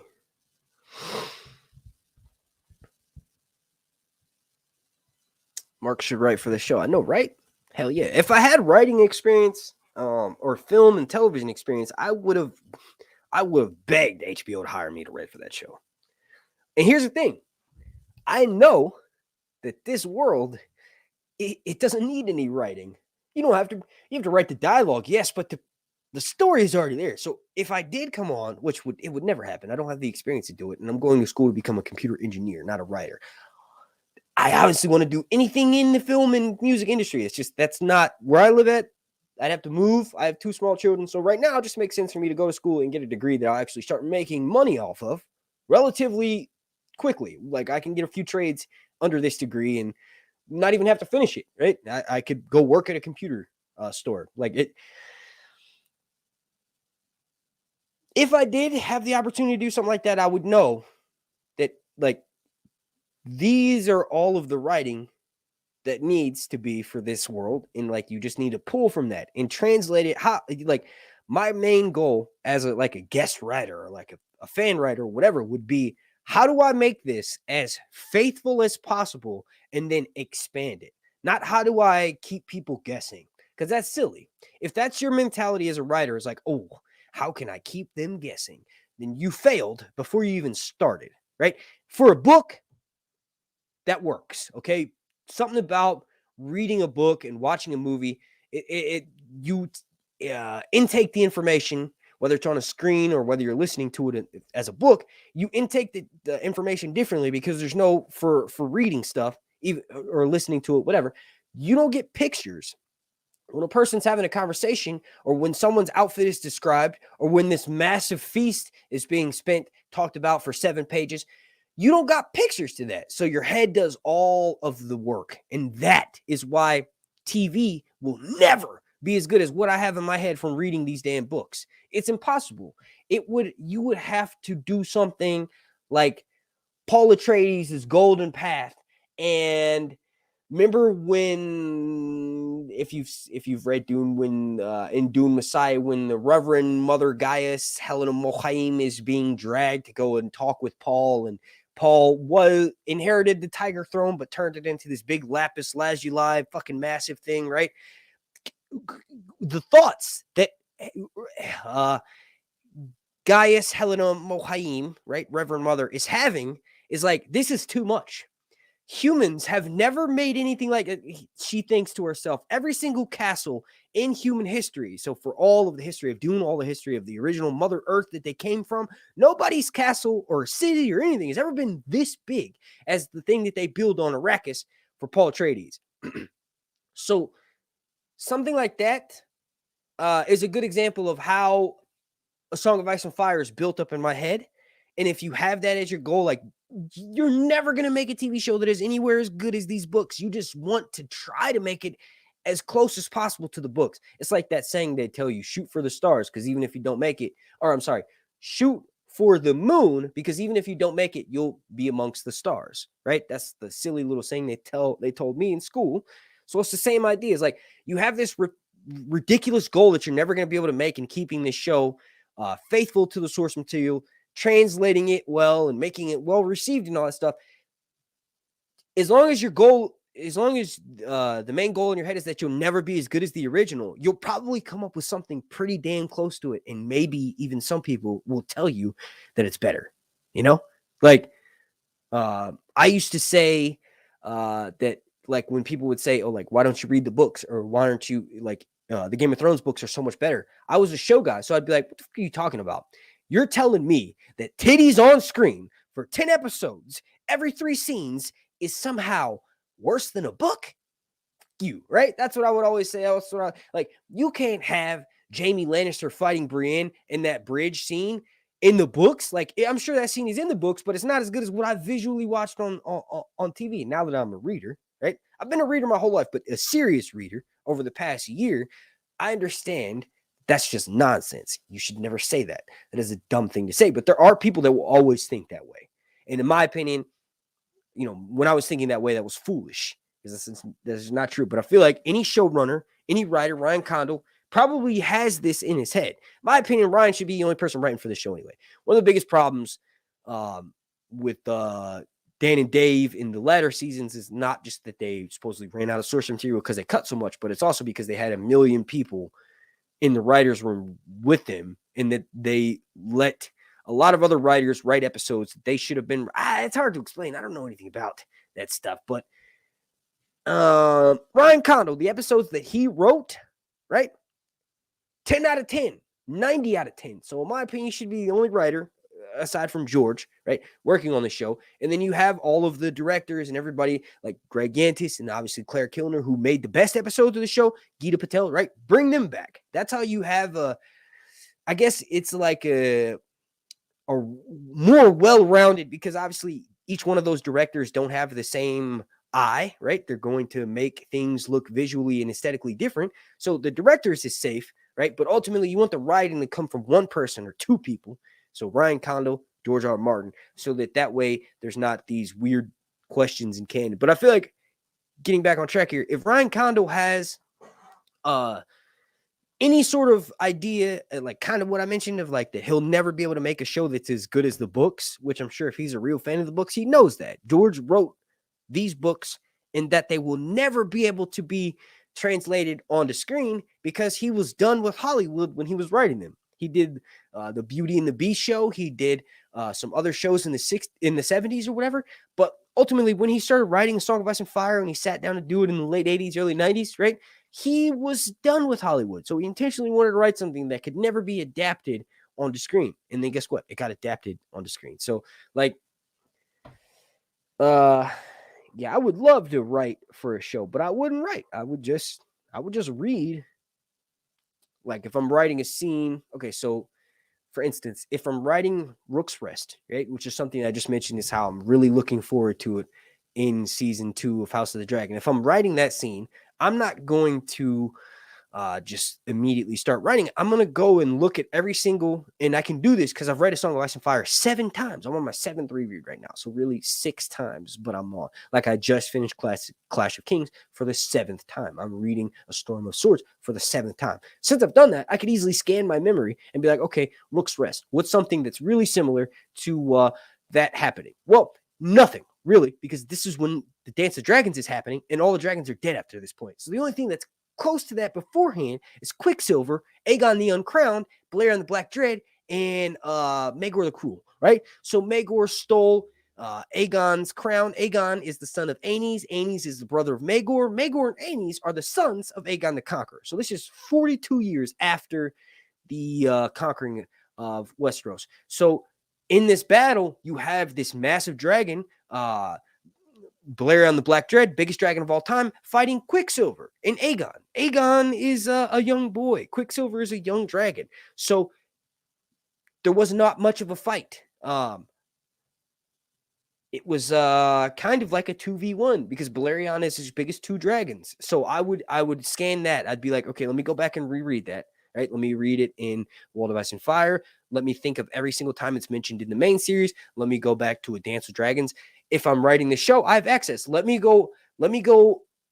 send a message to the author, George R. Martin himself, and figure out this is how I'm going to write this scene, right? So that I wouldn't immediately be like, how can I change this? How can I make it awesome? No, how can I make this for book readers, still make it a spectacle for show watchers, but make it for book readers to just love this, because I myself am a book reader. This is like Ryan Condal's mentality. Like he himself is a book reader. So that's honestly who you're looking out for the most. Like the goal, and I think George should say this, the goal in making a TV show that's an adaptation of the books is ultimately to get you to go read the books. It's not to get you to stop at the show and to think the show is the best thing ever and like, yeah, you heard about the books and that's that. No, my opinion, when you're making a show that's based on something, well, we're making a show like Game of Thrones. Never really any other show has ever been like that before. But when you're basing it on the source material, you want to think, how can I bring more people into wanting to read this book series? So that a similar thing happened with me with Game of Thrones videos on YouTube. I was a show only watcher. I'd read a few POVs here and there. I pretended to read the books, right? But I would ultimately be like, no, the show is better than the books. Here's how. So I convinced my audience, of people watching the show and people watching me, hey, the show is better than the books. Here's why. And I like sort of made it like a thing where like anybody that would say, oh, well, that's not how they did it in the books or the books were better, I would take it personally. Right. But I feel like I don't even know how I got to talk about this. I feel like if anybody is adapting a show or if you're writing a show or anything like that and you didn't create it, sit down, have a back seat, understand the person's work, and then bring in your own thing to that. If it's even allotted for, which most of the time nowadays Hollywood is doing whatever the fuck they want with any story or any movie, casting whoever they want to, that if you know something's based on a source material, like the Halo series, I don't care. I didn't watch that show at all, but like people who are fans of the Halo games are hardcore. These dudes would sleep in the rain waiting for some game that was slightly different than the last game they just played right before that. So if you're making a show about that, you got to realize the fan base is diehard. They don't want none of your stupid ideas. They probably suck. If you're working for an adaptation, that means you either one, weren't creative enough to write your own thing, or two, you're just starting out and you're trying to build a career. So you should probably do it how I said.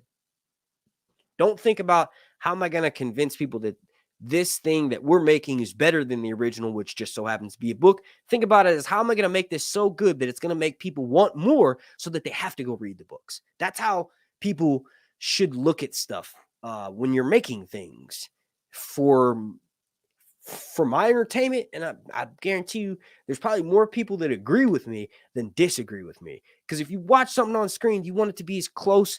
I'm sorry, if you're watching an adaptation of something you love, you want it to be as close as possible to the thing you love. It's like if you fall in love with somebody online and then you meet that person and that person is not anything like cool you like them, it's like, okay, we'll get the fuck out. I'm not, you know what I mean? Like, I don't know, that was a really stupid example, but yeah. So yeah. All right. One of the things, no, I'm just kidding. One of the things that, let me see if I have some more comments from a patron before I jump into the chat and take questions from y'all for the rest of the stream. All right, cool. Cool. I spy Damon. Yes, you do. That's actually me in armor. It's actually me in armor. I'm just kidding. That's from J Fox. Go follow him on Instagram. If that's the JH Pink Dread, go back and watch the beginning of this video because I had a piece that I made just for you where you will send me a question. Like the video title is Jon Snow Show. Is it canceled? You will message me and say, is the Jon Snow Show canceled? Like, you didn't watch the video. Why would I answer? I sent you a link to the video. What was your thing? I Spy Damon. Yes, that is from J Fox Irate on Instagram. Did an amazing job. I don't even know how much that cost, but that was given to me. If I had to guess, probably a couple $1,000s. That's a massive canvas. It's 3 feet long. It's hand done. It looks exactly like the person in their armor. Go follow him on it. He's an amazing person. Oh, he does MMA stuff too. And then also that smaller painting right here, right below my silver play button, that is done by VK Cole. And she's a really good artist as well. That's like my favorite depiction of book Jon Snow and Daenerys. But yeah, one of the biggest things you see now, the problem with modern media is that the people don't eat their pudding. You can't eat your meat if you don't get your pudding. That's a badass Bill Cosby impression. Y'all don't even know I could do that.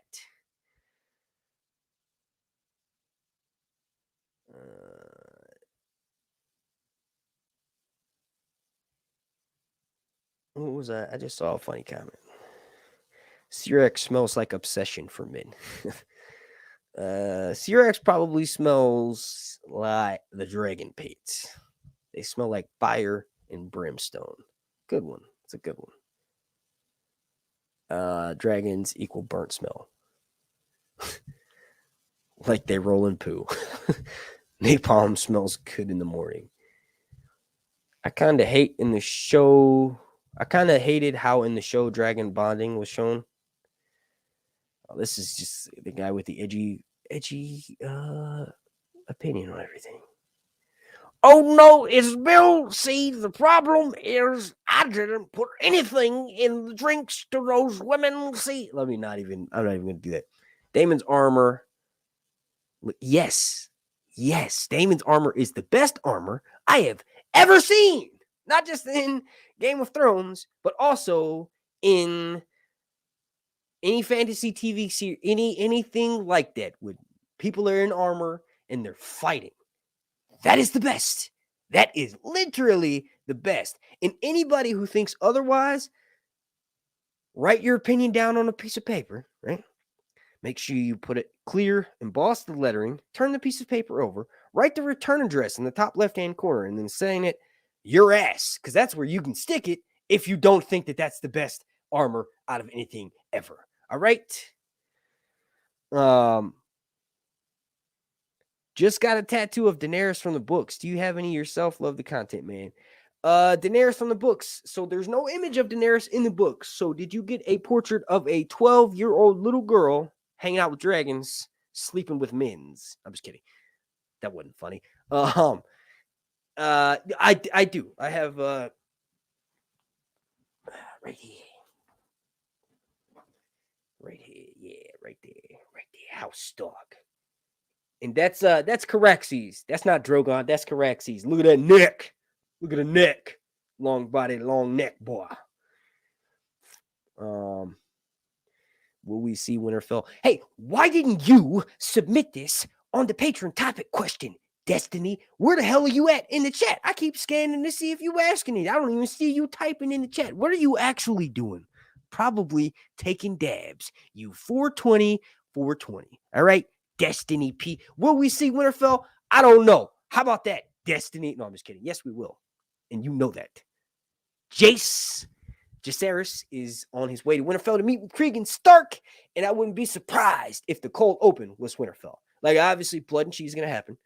Obviously, we need to find out what the Greens are going to be doing, because the last episode was spent, well, with all the blacks, and the only Greens we saw were Sir Otto and Maester Orwell. But we will be seeing Winterfell. Like I said, Destiny, where the hell you keep going? You just pop in every now and then and go dab and then pass out. That was a massive dab, by the way.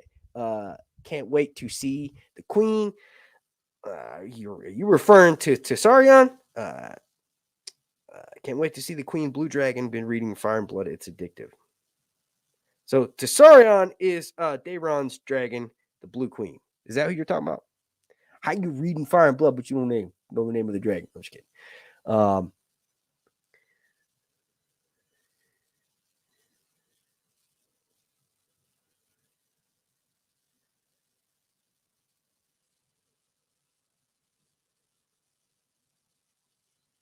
Who is the last dragon on that dragon chart? What? What?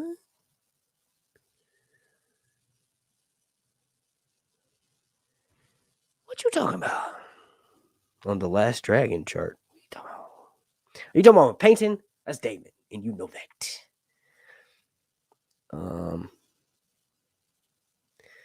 From your mother. I got it from your mother, who's in the chat right here. This is your mom. Mother and daughter in the chat. No, I'm just kidding. This is who I got it from. Mixed Queen Destiny Phillips P420. That's why I keep talking junk to her like that. Because she sent me stuff. I got what I wanted, so now I can be mean to her. I personally cannot wait for Blood and Cheese. Well, you, Lisa, are a sick individual. You are sick.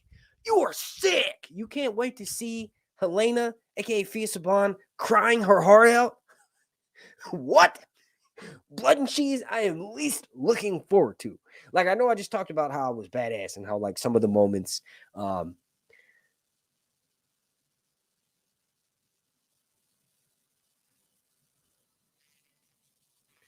it's called a joke, bro. Chill the fuck out. Look at the comment section in my YouTube video and then be like, oh, okay, I see why Sir Hans has that personality, right? Because anytime I forget one thing, it's a joke. It's obviously a joke, right? But anytime I forget one thing or mispronounce an A, Jon Snow is actually the younger brother of Aegon. You don't think I fucking know that Aegon was born before Jon Snow? So I kind of just do that to anybody, right? It's a personality thing, bro. Relax. But if you're reading Fire and Blood, you should know the name of the Blue Queen. You know the Blue Queen, but not Tessarion. Again, this is a joke. I'm joking, dude. Why do you think Daenerys didn't make any saddles in Game of Thrones? I don't know why she didn't do that. I really don't. Dan and Dave, with their mentality, they're probably like, yo, Daenerys is so badass, she doesn't need saddles because she's not like those old, smart, prepared, battle-ready, battle-hardened veteran dragon riders of her past. Dany just grips. She puts one of the spikes into her butt, and then she puts the other 2 spikes into her hands, and then she jerks off and then just takes off, like in the South Park thing.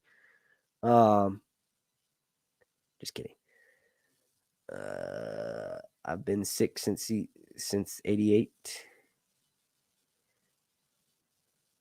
Know the picture of the charter dragons that's floating around the internet after. Oh, I don't know. It's probably made by somebody. Do you think Daeron and Tessarion will show up in season? Yes, for sure. Daeron, the younger, technically in canon is at, not technically, physically, like in canon, Daeron is at the High Tower with his uncle squiring, right, when Viserys dies. So it would be cool if we got to see Daeron show up with Tessarion in King's Landing and then get sent to, squire for the High Tower. That's actually how Daeron the Daring gets his name in the Battle of Honeywine. Most of the High Tower forces are being overwhelmed, and then Daeron shows up on his dragon bravely because he could easily be taken out, right? But he shows up and saves the day, and that's how he's dubbed Daeron the Daring. Definitely going to be in season 2. I think it'd be cool to see him with Alicent because technically he dies. Like if they do it how it is in canon, he'll never see Alicent and he'll die out at the field, right? Basically, his tent is set on fire when he's sleeping. He burns to death. It's kind of crazy. Also, Man-at-Arms could have potentially slain him, not knowing who he was. But anyway, it'd be cool to get to see him with Alicent and then they have a conversation. It's like, look, you may not have been a part of our lives for the past 10 years, but I love you, Daeron, and give him more of a connection to the Greens. So it'd be cool to have him show up in King's Landing on the back of Tessarion, flying in to the Dragon Pit or something. And then we see him talking with Aegon and we see him talking with Aemon before, because Aemon has to go back to King's Landing, right? Because when he gets back to King's Landing, this is when Aegon the Two in the book, in the source material, says, hey, I'm glad you did what you did. This is war, baby. You know what I mean? So it'd be cool if we had most of the Greens, all of the Greens, right, in one spot in King's Landing, and then they depart, right? So we have Aemon, Criston Cole going to the Riverlands. Before that, we have to have the Rook's Rest battle. So it would just be cool to have Daeron and Tessarion show up to King's Landing at one point.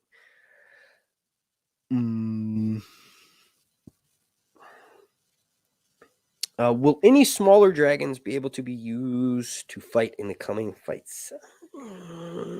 Depends. If a dragon is large enough to carry someone into the air, then it will be used. We saw that with Eric's.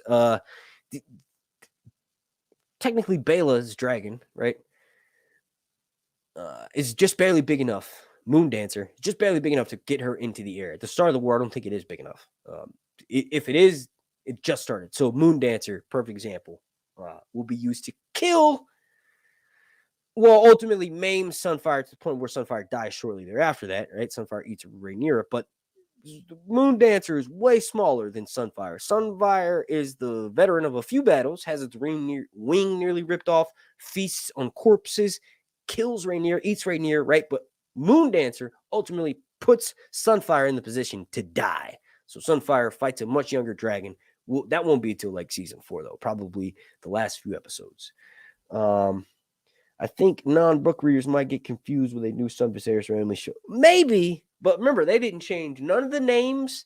They didn't change none of the characters' backstory for the most part. So Kondo knows people want to see what we all read and what we all fell in love with in the source material just on screen. You know what I mean? What do I think about the Jon Snow series?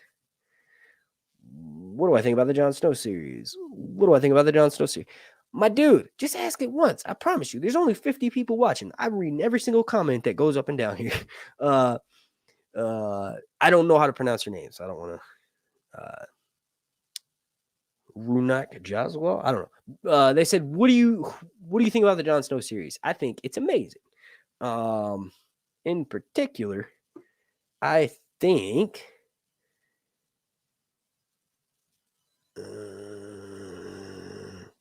I think you.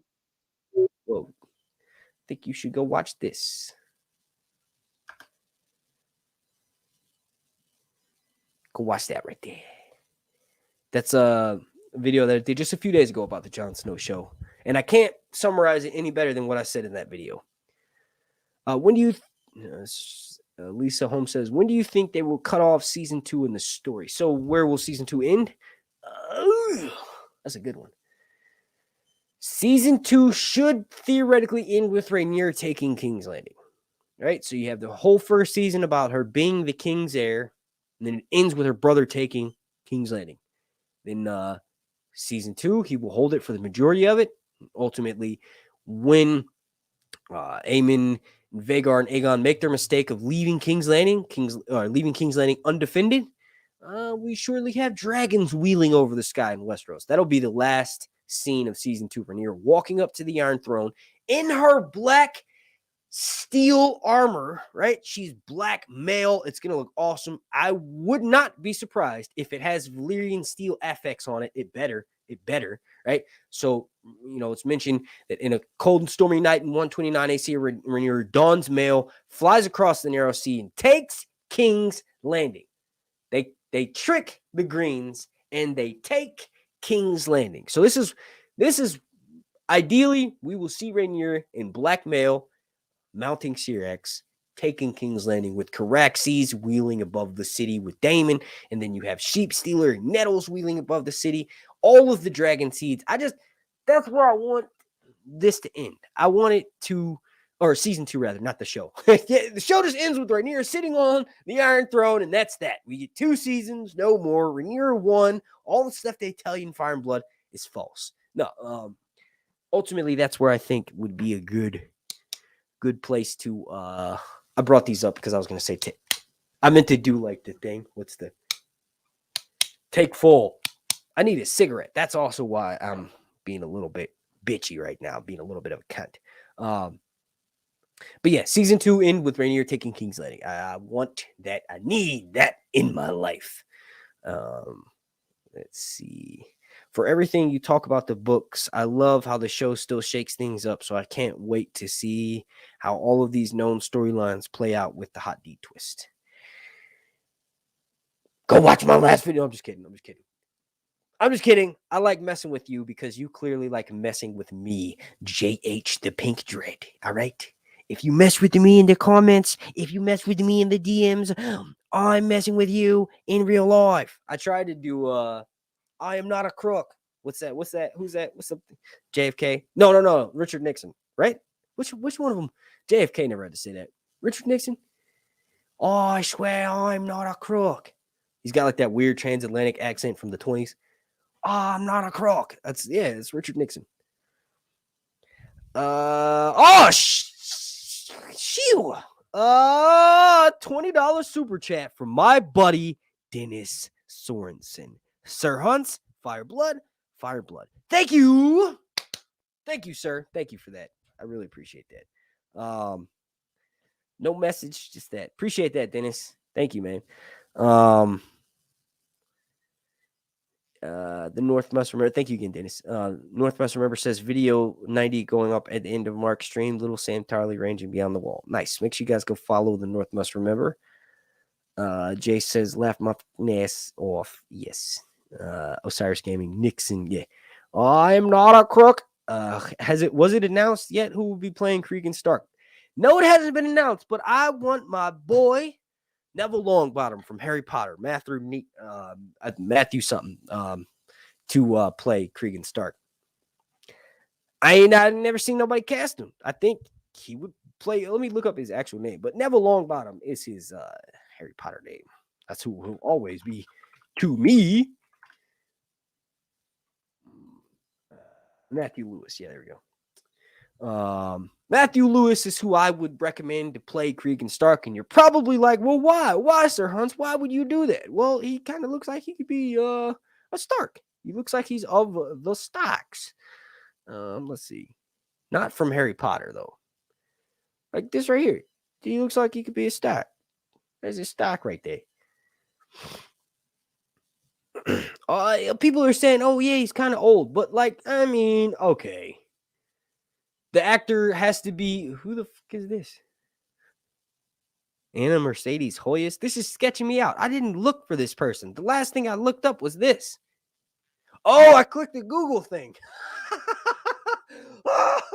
I might not have showed it on my face, but I was genuinely concerned. It's like, what the hell just happened? This is the proof of ghosts. Oh, okay. Wait, why did I do? I wasn't looking up Virginia weed legalization. That wasn't me.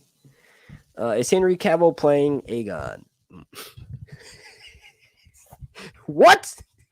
No, I don't know. I hope Henry Cavill gets brought into the show just so we can get it out of our system. Like, okay, he played a role. He can't play any other roles because he played this character. Hugh Hammer. Q Hammer. It just makes the most sense. He's going to be doing Warhammer 40K. Hugh Hammer, son of a blacksmith.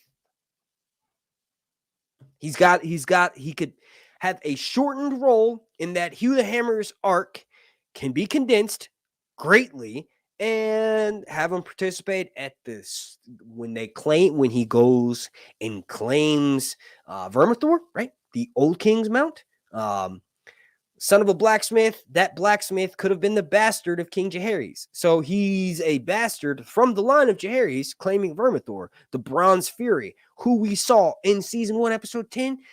It just makes the most sense. But Neville Longbottom for Cregan Stark, I don't know if y'all agree with me. Let me know in the comment section. Cregan Stark. When is this picture from? Let's look at his age. Matthew Lewis age. Matthew Lewis age. Sorry, that was loud. 33 years. Yeah, dude, he could play somebody 10 years older than for sure. And also, he's supposed to look hardened. He's supposed to look older than he is. Old man of the North. He's been through some stuff. The North is the hardest place to live in mostly all of Westeros, climate-wise. So, of course, he's gotten hardened features. He has to starve off often. They're frozen up there. So, yeah, I don't know.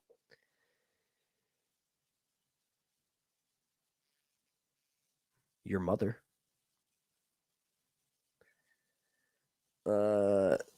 You know who would be a good Stark? Alexander Draymond from The Last Kingdom. He's too old. I've looked that guy up before. He's like 40. Will the sea snake become Rhaenyra's hand? Yes.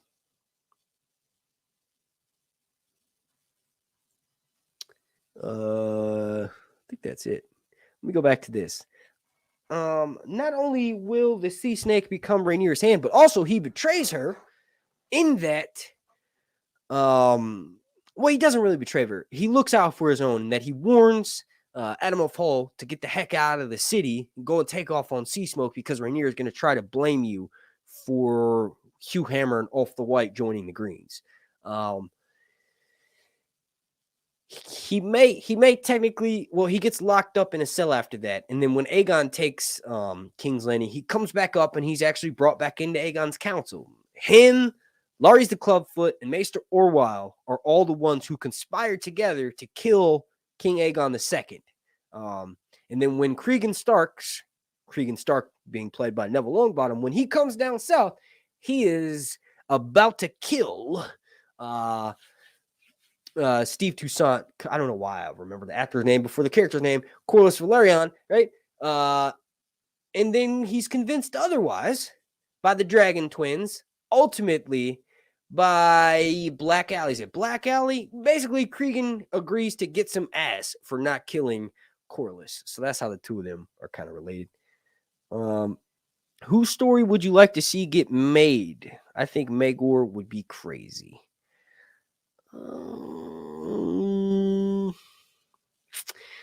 Maegor's Black Brides would be one of the best like one of the best stories to adapt. Just to say something different than what you said, I want to see that. I want to see a Song of Ice and Fire get adapted properly. I don't want to see the best characters in the story, get cut. I don't want to see that. So maybe a Song of Ice and Fire. I guess animated. That'd be the only way to do it.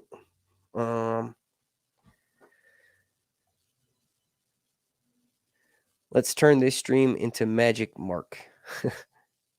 No.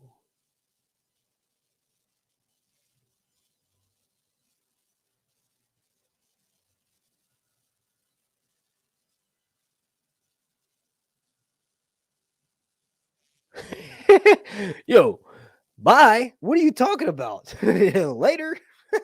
Is that an attempt to troll me?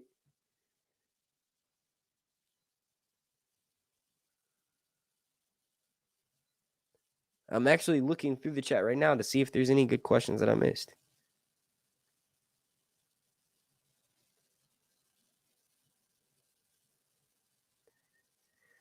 George R. Martin loves to write in depth about the food at dinners. Yes, he does.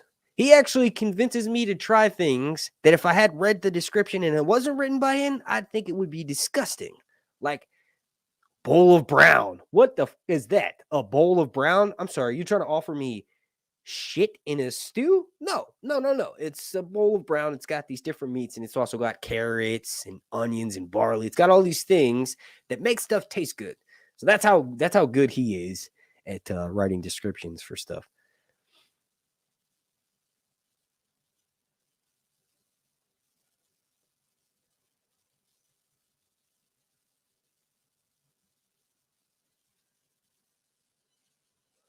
C-Rex was the most royal dragon in the dragon pit. She was known to have similarities as Rhaenyra.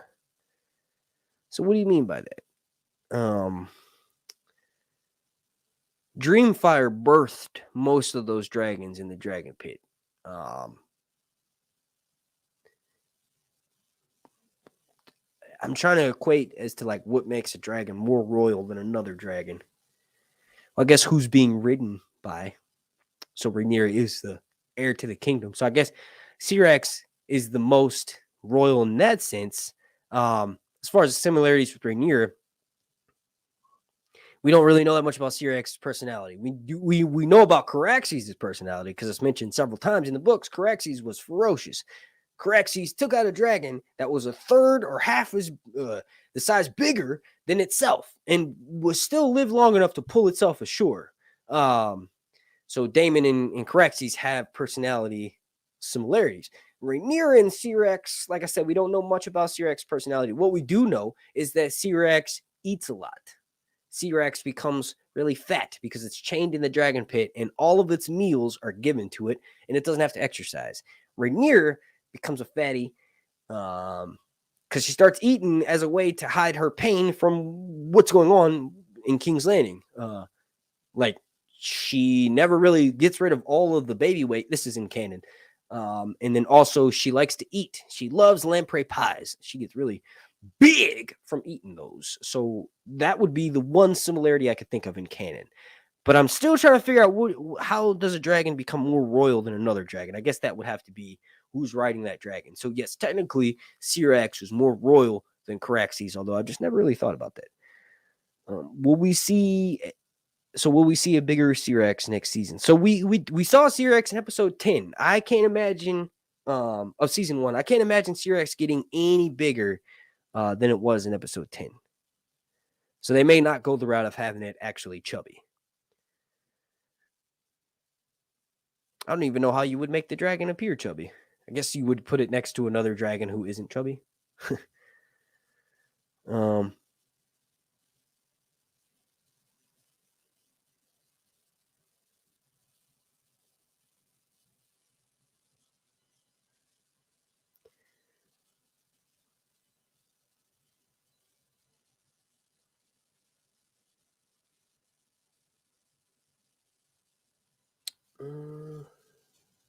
do we know how Larry's stories end? Yeah, so when I was kind of just mentioning this, when Cregan gets to King's Landing and he's about to head Corliss, he's about to give Corliss some head. He's about to go suck Corliss's dick. Hang on, I gotta drink some water real quick. Basically, Corliss is freed, but Larry's actually does get beheaded by Ned Stark with ice. Before that, Larry's begs, he accepts his fate because he knows, this is my time to die. But before he is beheaded, he says, "Can you please remove this club foot? I want this ugly thing to be rid of me. In the afterlife, I've had to lug it around my whole life." Not verbatim, but that's the argument that he gives. So, Cregan does him that favor, removes the club foot. It's kind of interesting. His club foot disappears, was supposedly buried in a field, but it disappeared. And then so did Maylor, who was ripped apart. And there was like his hand or something that was left. His hand was stolen as well. So body parts go missing all the time. That's just as a kind of a cool side note. But Larry's dies via Cregan Stark during the Hour of the Wolf, after Rhaenyra is dead, after Aegon's dead. Corliss, obviously, we haven't seen Cregan yet, but most of the members of the Green Council, right? Sir Otto dies when Rhaenyra takes King's Landing, but Alicent survives the dance. Corliss survives the dance. Larry's almost survives the dance. He dies in the Hour of the Wolf. Technically, the dance is kind of over, but in those times, they didn't think it was over. Aegon sent across the Narrow Sea for sellswords to come out and help him rebolster his army, right? He was ready to keep fighting, but then he was ultimately poisoned by Larry's clubfoot, Corliss, and Maester Orwell. So, yeah, that's pretty much what happens to him. He's beheaded and he has his clubfoot removed. Will Alicent's feet appear in season 2? I hope so. I hope we get to see a little bit more too. I'm not a foot guy, but Olivia Cook is amazing. All I know about Hot D is what I have seen on TV. I'm hooked and intrigued. Well, you should know a lot more if you watch some of my videos. Hopefully, that's like my main goal, is to like, let me explain what happened in the show and then also what happens in the books. And then what I think will happen, but then ultimately how I think they translated certain things into why certain things don't break canon.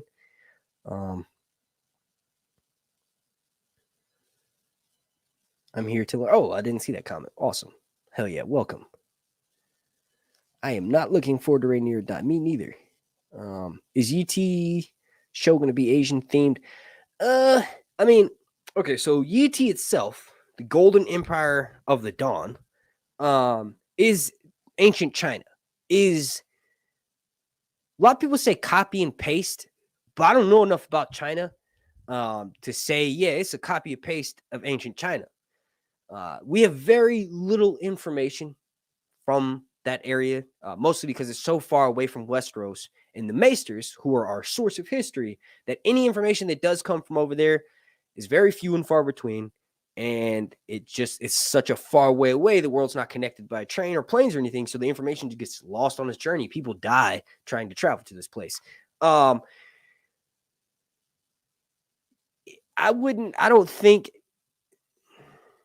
don't even know if they're doing an Empire of the Dawn YT Long Night show, because the biggest thing about YT is these 5 forts, right, that are along this massive wall.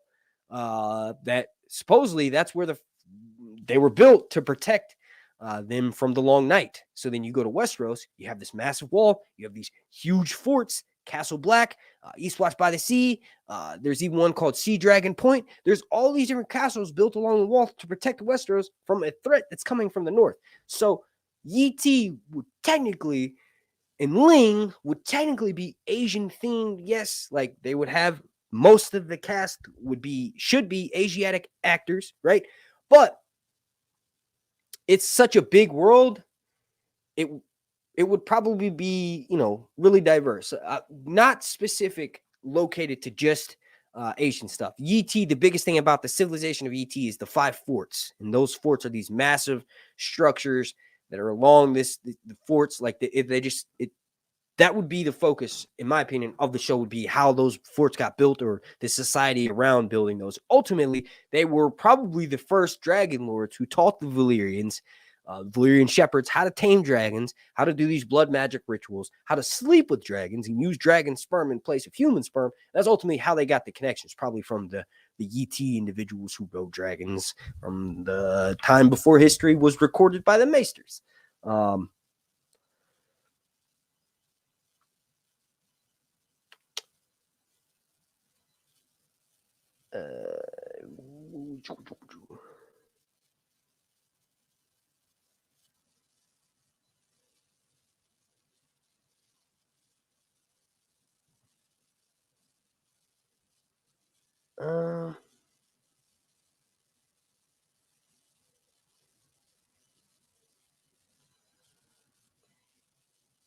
This is a good one.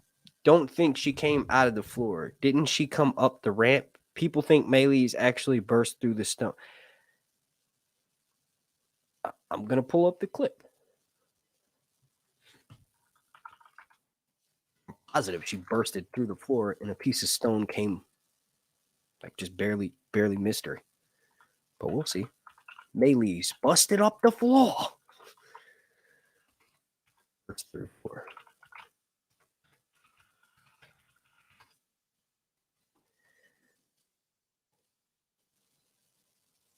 All right. Oh, shit. Definitely didn't need to have the volume playing.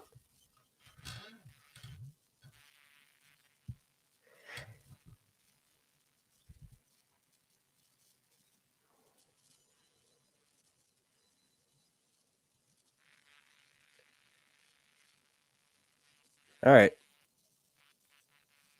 Let me hide that.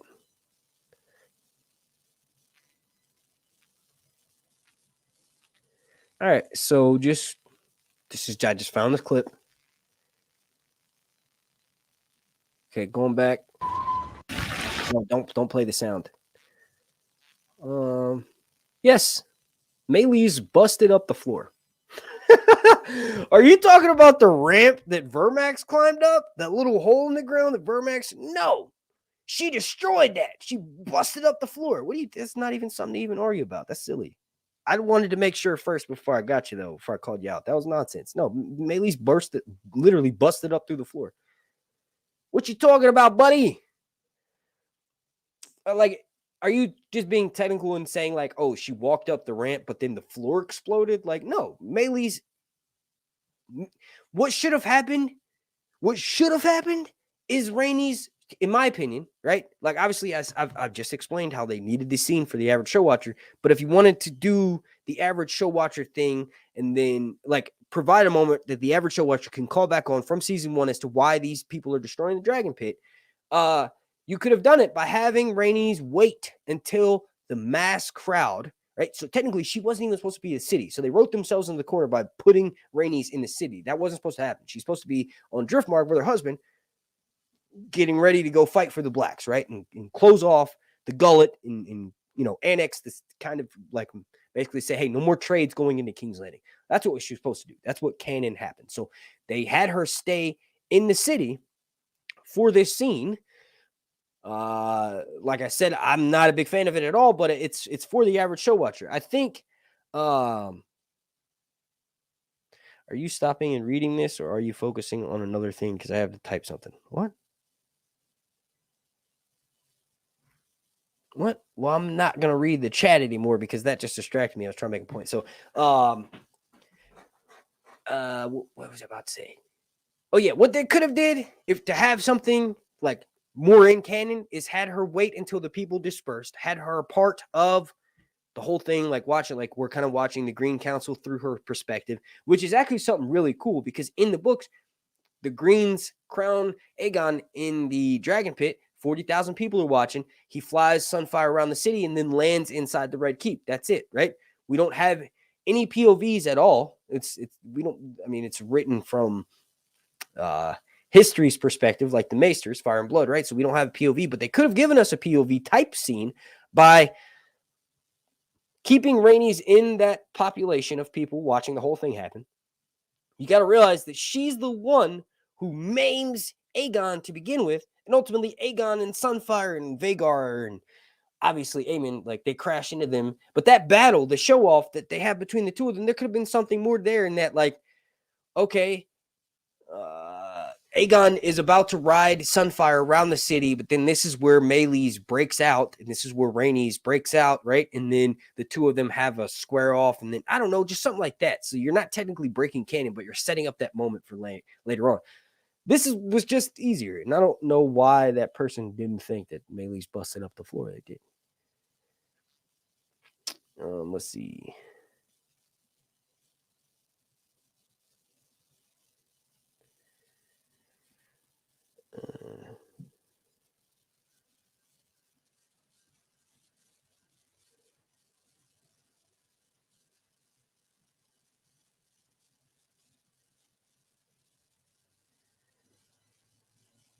Hey, thank you for watching.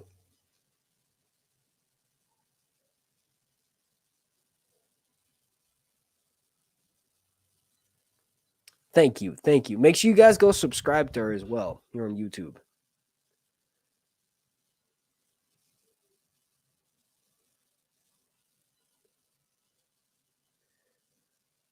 And then you said I have a big head? What? It's actually small. You actually sent me a small beanie, and my son fits it. It's a small. I actually have a small head because people always tell me my ears look too big for my head. So what are you talking about? Also, you see all this? That was all just concealed under there. So, you want to take that back? You want to take that back there, buddy? You want to take that back? You know what? You know what? I'm not even going to wear this for the rest of the stream. I'm going to wear this. Oh, yeah. Oh, yeah. I'm just going to put this cat on my head. Batman, don't embarrass me. We do this all the time. Oh, crap. You just scratched the shit out of me, dude. Damn, bro. How about that? How about that? Now is my head too big? I'm just kidding. But yeah, like I said, make sure you go subscribe to Heart of Inspiration. Kolnitsky says, yo, what's up, dude? Knuckles, hello.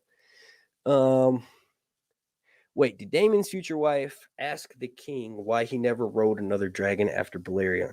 Wait, didn't Daemon's future wife? Yes. Yes. Oh, this is going all the way back to the first point that I was making.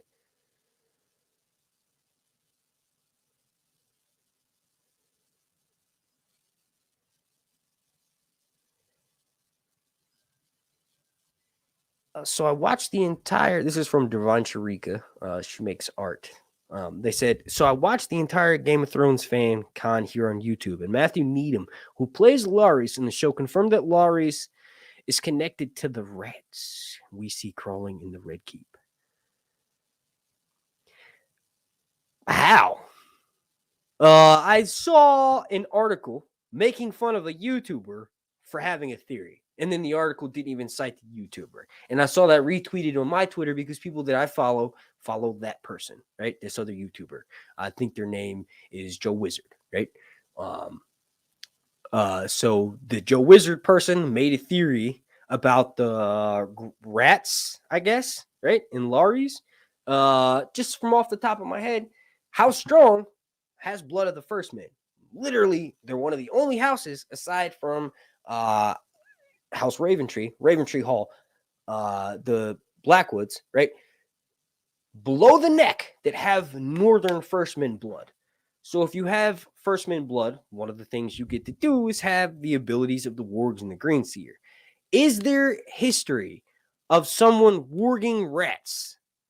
No, not specifically. Maybe there's an example in A World of Ice and Fire, but I don't think so. There's probably something along the lines of the small folk believe that the children of the forest or whoever, the Northmen, possessed the rats, and that's how they were able to keep a lookout. And like you have the rat cook, right? And I just explained that story of Guest Right. Or well, I didn't explain the story, but I explained Guest Right. That's the only thing I can think of. But I don't know why the actor would say that unless to confirm that theory, unless they've seen that theory. Like Larys canonically is not a warg, and nothing in Fire and Blood or in World of Ice and Fire, aside from the Strongs having Northman blood, Jacaerys and Lucerys literally being a son of Ice and Fire, Firstman blood, Targaryen blood, super concentrated.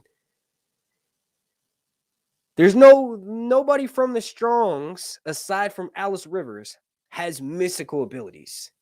There might have been some Strongs from back in the day, right? They got Firstman blood. The original Strongs, who formed House Strong, probably had some connections. You could look at the banners, the colors of House Strong's banners. It's red, blue, white, and green. You could say that those colors mean something. Alice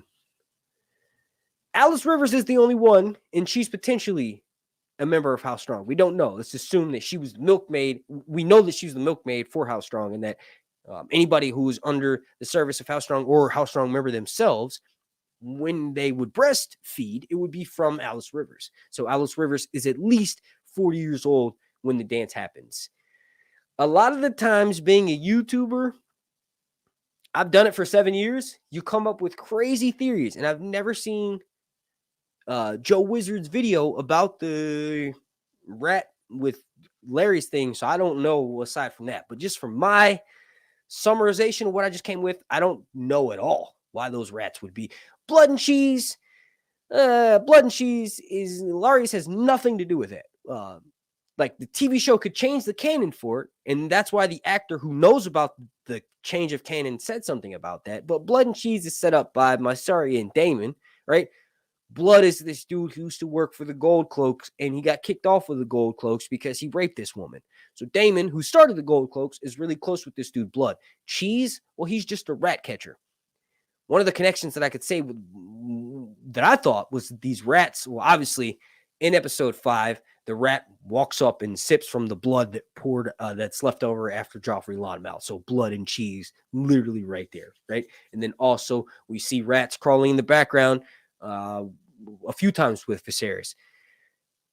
It's just dirty. It's just a medieval castle. There's rats everywhere. Cats need to be brought in to kill these rats. Like specifically, the rat catcher, Blood, is never found. Cheese is never found. So they kill all of the rat catchers in the Red Keep, and then it's mentioned that Sir Otto brings in 100 tabbies or 1,000 calico cats or whatever to go and kill all the rats in King's Landing. So in the Red Keep. So if see, that's the thing. If you could say that the reason why Sir Otto did that is because he's working for Larys, but Larys is on their side right now, and he wouldn't want Blood and Cheese. I don't know. I'd have to watch that person's video, but that's kind of crazy that the actor confirmed something from a theory from the Joe Wizard dude on YouTube. That's nuts. Maybe he knows something. The actor Matthew Needham knows, or is that his name? Yeah, knows something that we don't. Or maybe he was just like saying like, yeah, because I saw the part where he said, those are my people in the Q&A thing. And someone's like, I don't get why they're all dressed up as rats. And then he chimes in and he goes, oh, those are my people. Maybe he's just kind of feeding that thing. Like he knows that that's a part of the fandom. So he knows people are actively thinking that he's got something to do with these rats. Maybe he's just feeding that along and then trying to convince the writers to write something for it. But there ain't nothing, aside from something that I'm missing that, the Joe Wizard guy pointed out in his video.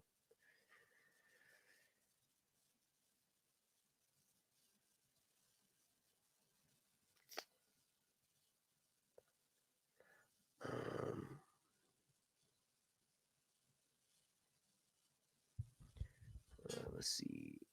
I'm going to answer one more question and then I'm going to get out of here. This is from Toby Blackskin. They said, Are those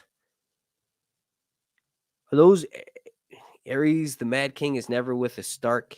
He spreads the Targaryen seed. Okay, so that's not a question. Jimmy Bean says, how many seasons do you think the dance? So this will be the last question. How many seasons do you think the Dance of Dragons will need, and will it carry on with Prince Aegon III's reign? So 4. George has said he thinks 4 is perfect. Ryan has said he thinks 4 is perfect. Miguel Sapochnik, who's no longer part of the show, said 3 or 4. I've always said 4 because Fire and Blood feels like a 4-part arc. The first part is the setting up of the dance, season 1. The second part is Rhaenyra ultimately taking King's Landing. The third arc is her losing King's Landing, and then obviously being forced to sell her crown to go back to Dragonstone. And then the fourth arc is the battle above the God's Eye. So you have Caraxes and Daemon dying. You have Rhaenyra being fed to obviously Sunfire, Aegon's dragon. And you have literally every other major character dying. That, to me, seems like a 4-season arc, right? So the first season, we had time jumps. They had to establish the story and then also establish the characters. So now in season 2, they get to start off the war, and characters that are already established, we get to spend more time with on screen, and it'll just feel like, oh, okay, I see the full out story of this and where this is going. I don't think it should be any more than that, because it puts too much on the writers and people who are show running this to create stuff that isn't there. And when you do that, that's when sometimes a show like, for example, The Walking Dead became absolutely terrible, and they had source material, but they went on for too long. Like, it should have ended when Glenn gets killed by Negan. The last arc should have been Rick versus Negan versus the group and Coral. You know what I mean? Like, that should have been The Walking Dead. It should have ended after that. It's kind of why they ended Game of Thrones so early. But yeah, I mean, I think 4 seasons is perfect. I would love to see the Regency of Aegon III, mostly Sanduk the Shadow, who's my favorite fighter in all of A Song of Ice and Fire, but that's just probably not going to happen. As of right now, we're at 2.5 hours. Initially, I was going to be joined by my buddy Raised Alba, but he's got some personal stuff going on. So hopefully I'll get him in for one of these streams. I will try to get In Deep Geek on and some other people that I've been working with. Anybody watching this right now, tag the person on Instagram or on Twitter, whoever, someone that I don't know. If it's someone that I don't know, so I can reach out to that person. Also, if you, just as a thing, like, if you've never seen me on someone's channel, I'm sorry, if you don't see, what the hell was I saying? If you ever wonder why it's hard, for me to work with other people or for other people to work with me or whatever, it's like when you're a YouTuber, if someone does something similar to you, at least for me, this is for me, it's hard to collab with them often, because a lot of the times, well, you share the same fan base, so your subscribers are their subscribers. But you know, it's just, I have 2 children, so it's nearly impossible for me to try to line something up. So I do try to do it. I was going to have Ray on today, but we had some stuff come up. So, you know, just keep that in mind if you are suggesting for me to people to collab with. I don't even know why I went on this really long tangent about that. But yeah, so anyway, thank you for watching A Long Naaaght. No giveaway this week. I still have yet to send Osiris Gaming his copy of my Caraxes painting. I need ink for my printer. I had ink on the way. Everything's delayed because it's Christmas. But then it literally said it was going to be here, and then I waited 5 days, and so I canceled it. And I haven't reordered it. And I honestly don't have the money to go buy more ink. But I promise you, once I do, Osiris Gaming, you're going to be the first person that I give the copy of the Caraxes painting to. To be completely honest, I feel like I feel a little bit bad giving away my terrible paintings when there's people out there like Jay Fox doing stuff like that. I need to keep practicing and get better. And then I can be like, oh yeah, I'll give you a painting that I made that's actually somewhat decent. Because to be honest, I just paint them and I'm like, oh yeah, you like my videos, you're a fan of me, you should like this painting that I made. That's kind of my mentality. Really, I should be trying to get better. But yeah, A Long Naaaght, Zeltrizas, Bustari, Ixos, Dawar. Sorry if you thought I was a bit moody in this stream. It's because your mom didn't give me no ass last night. Just kidding. A Long Naaaght.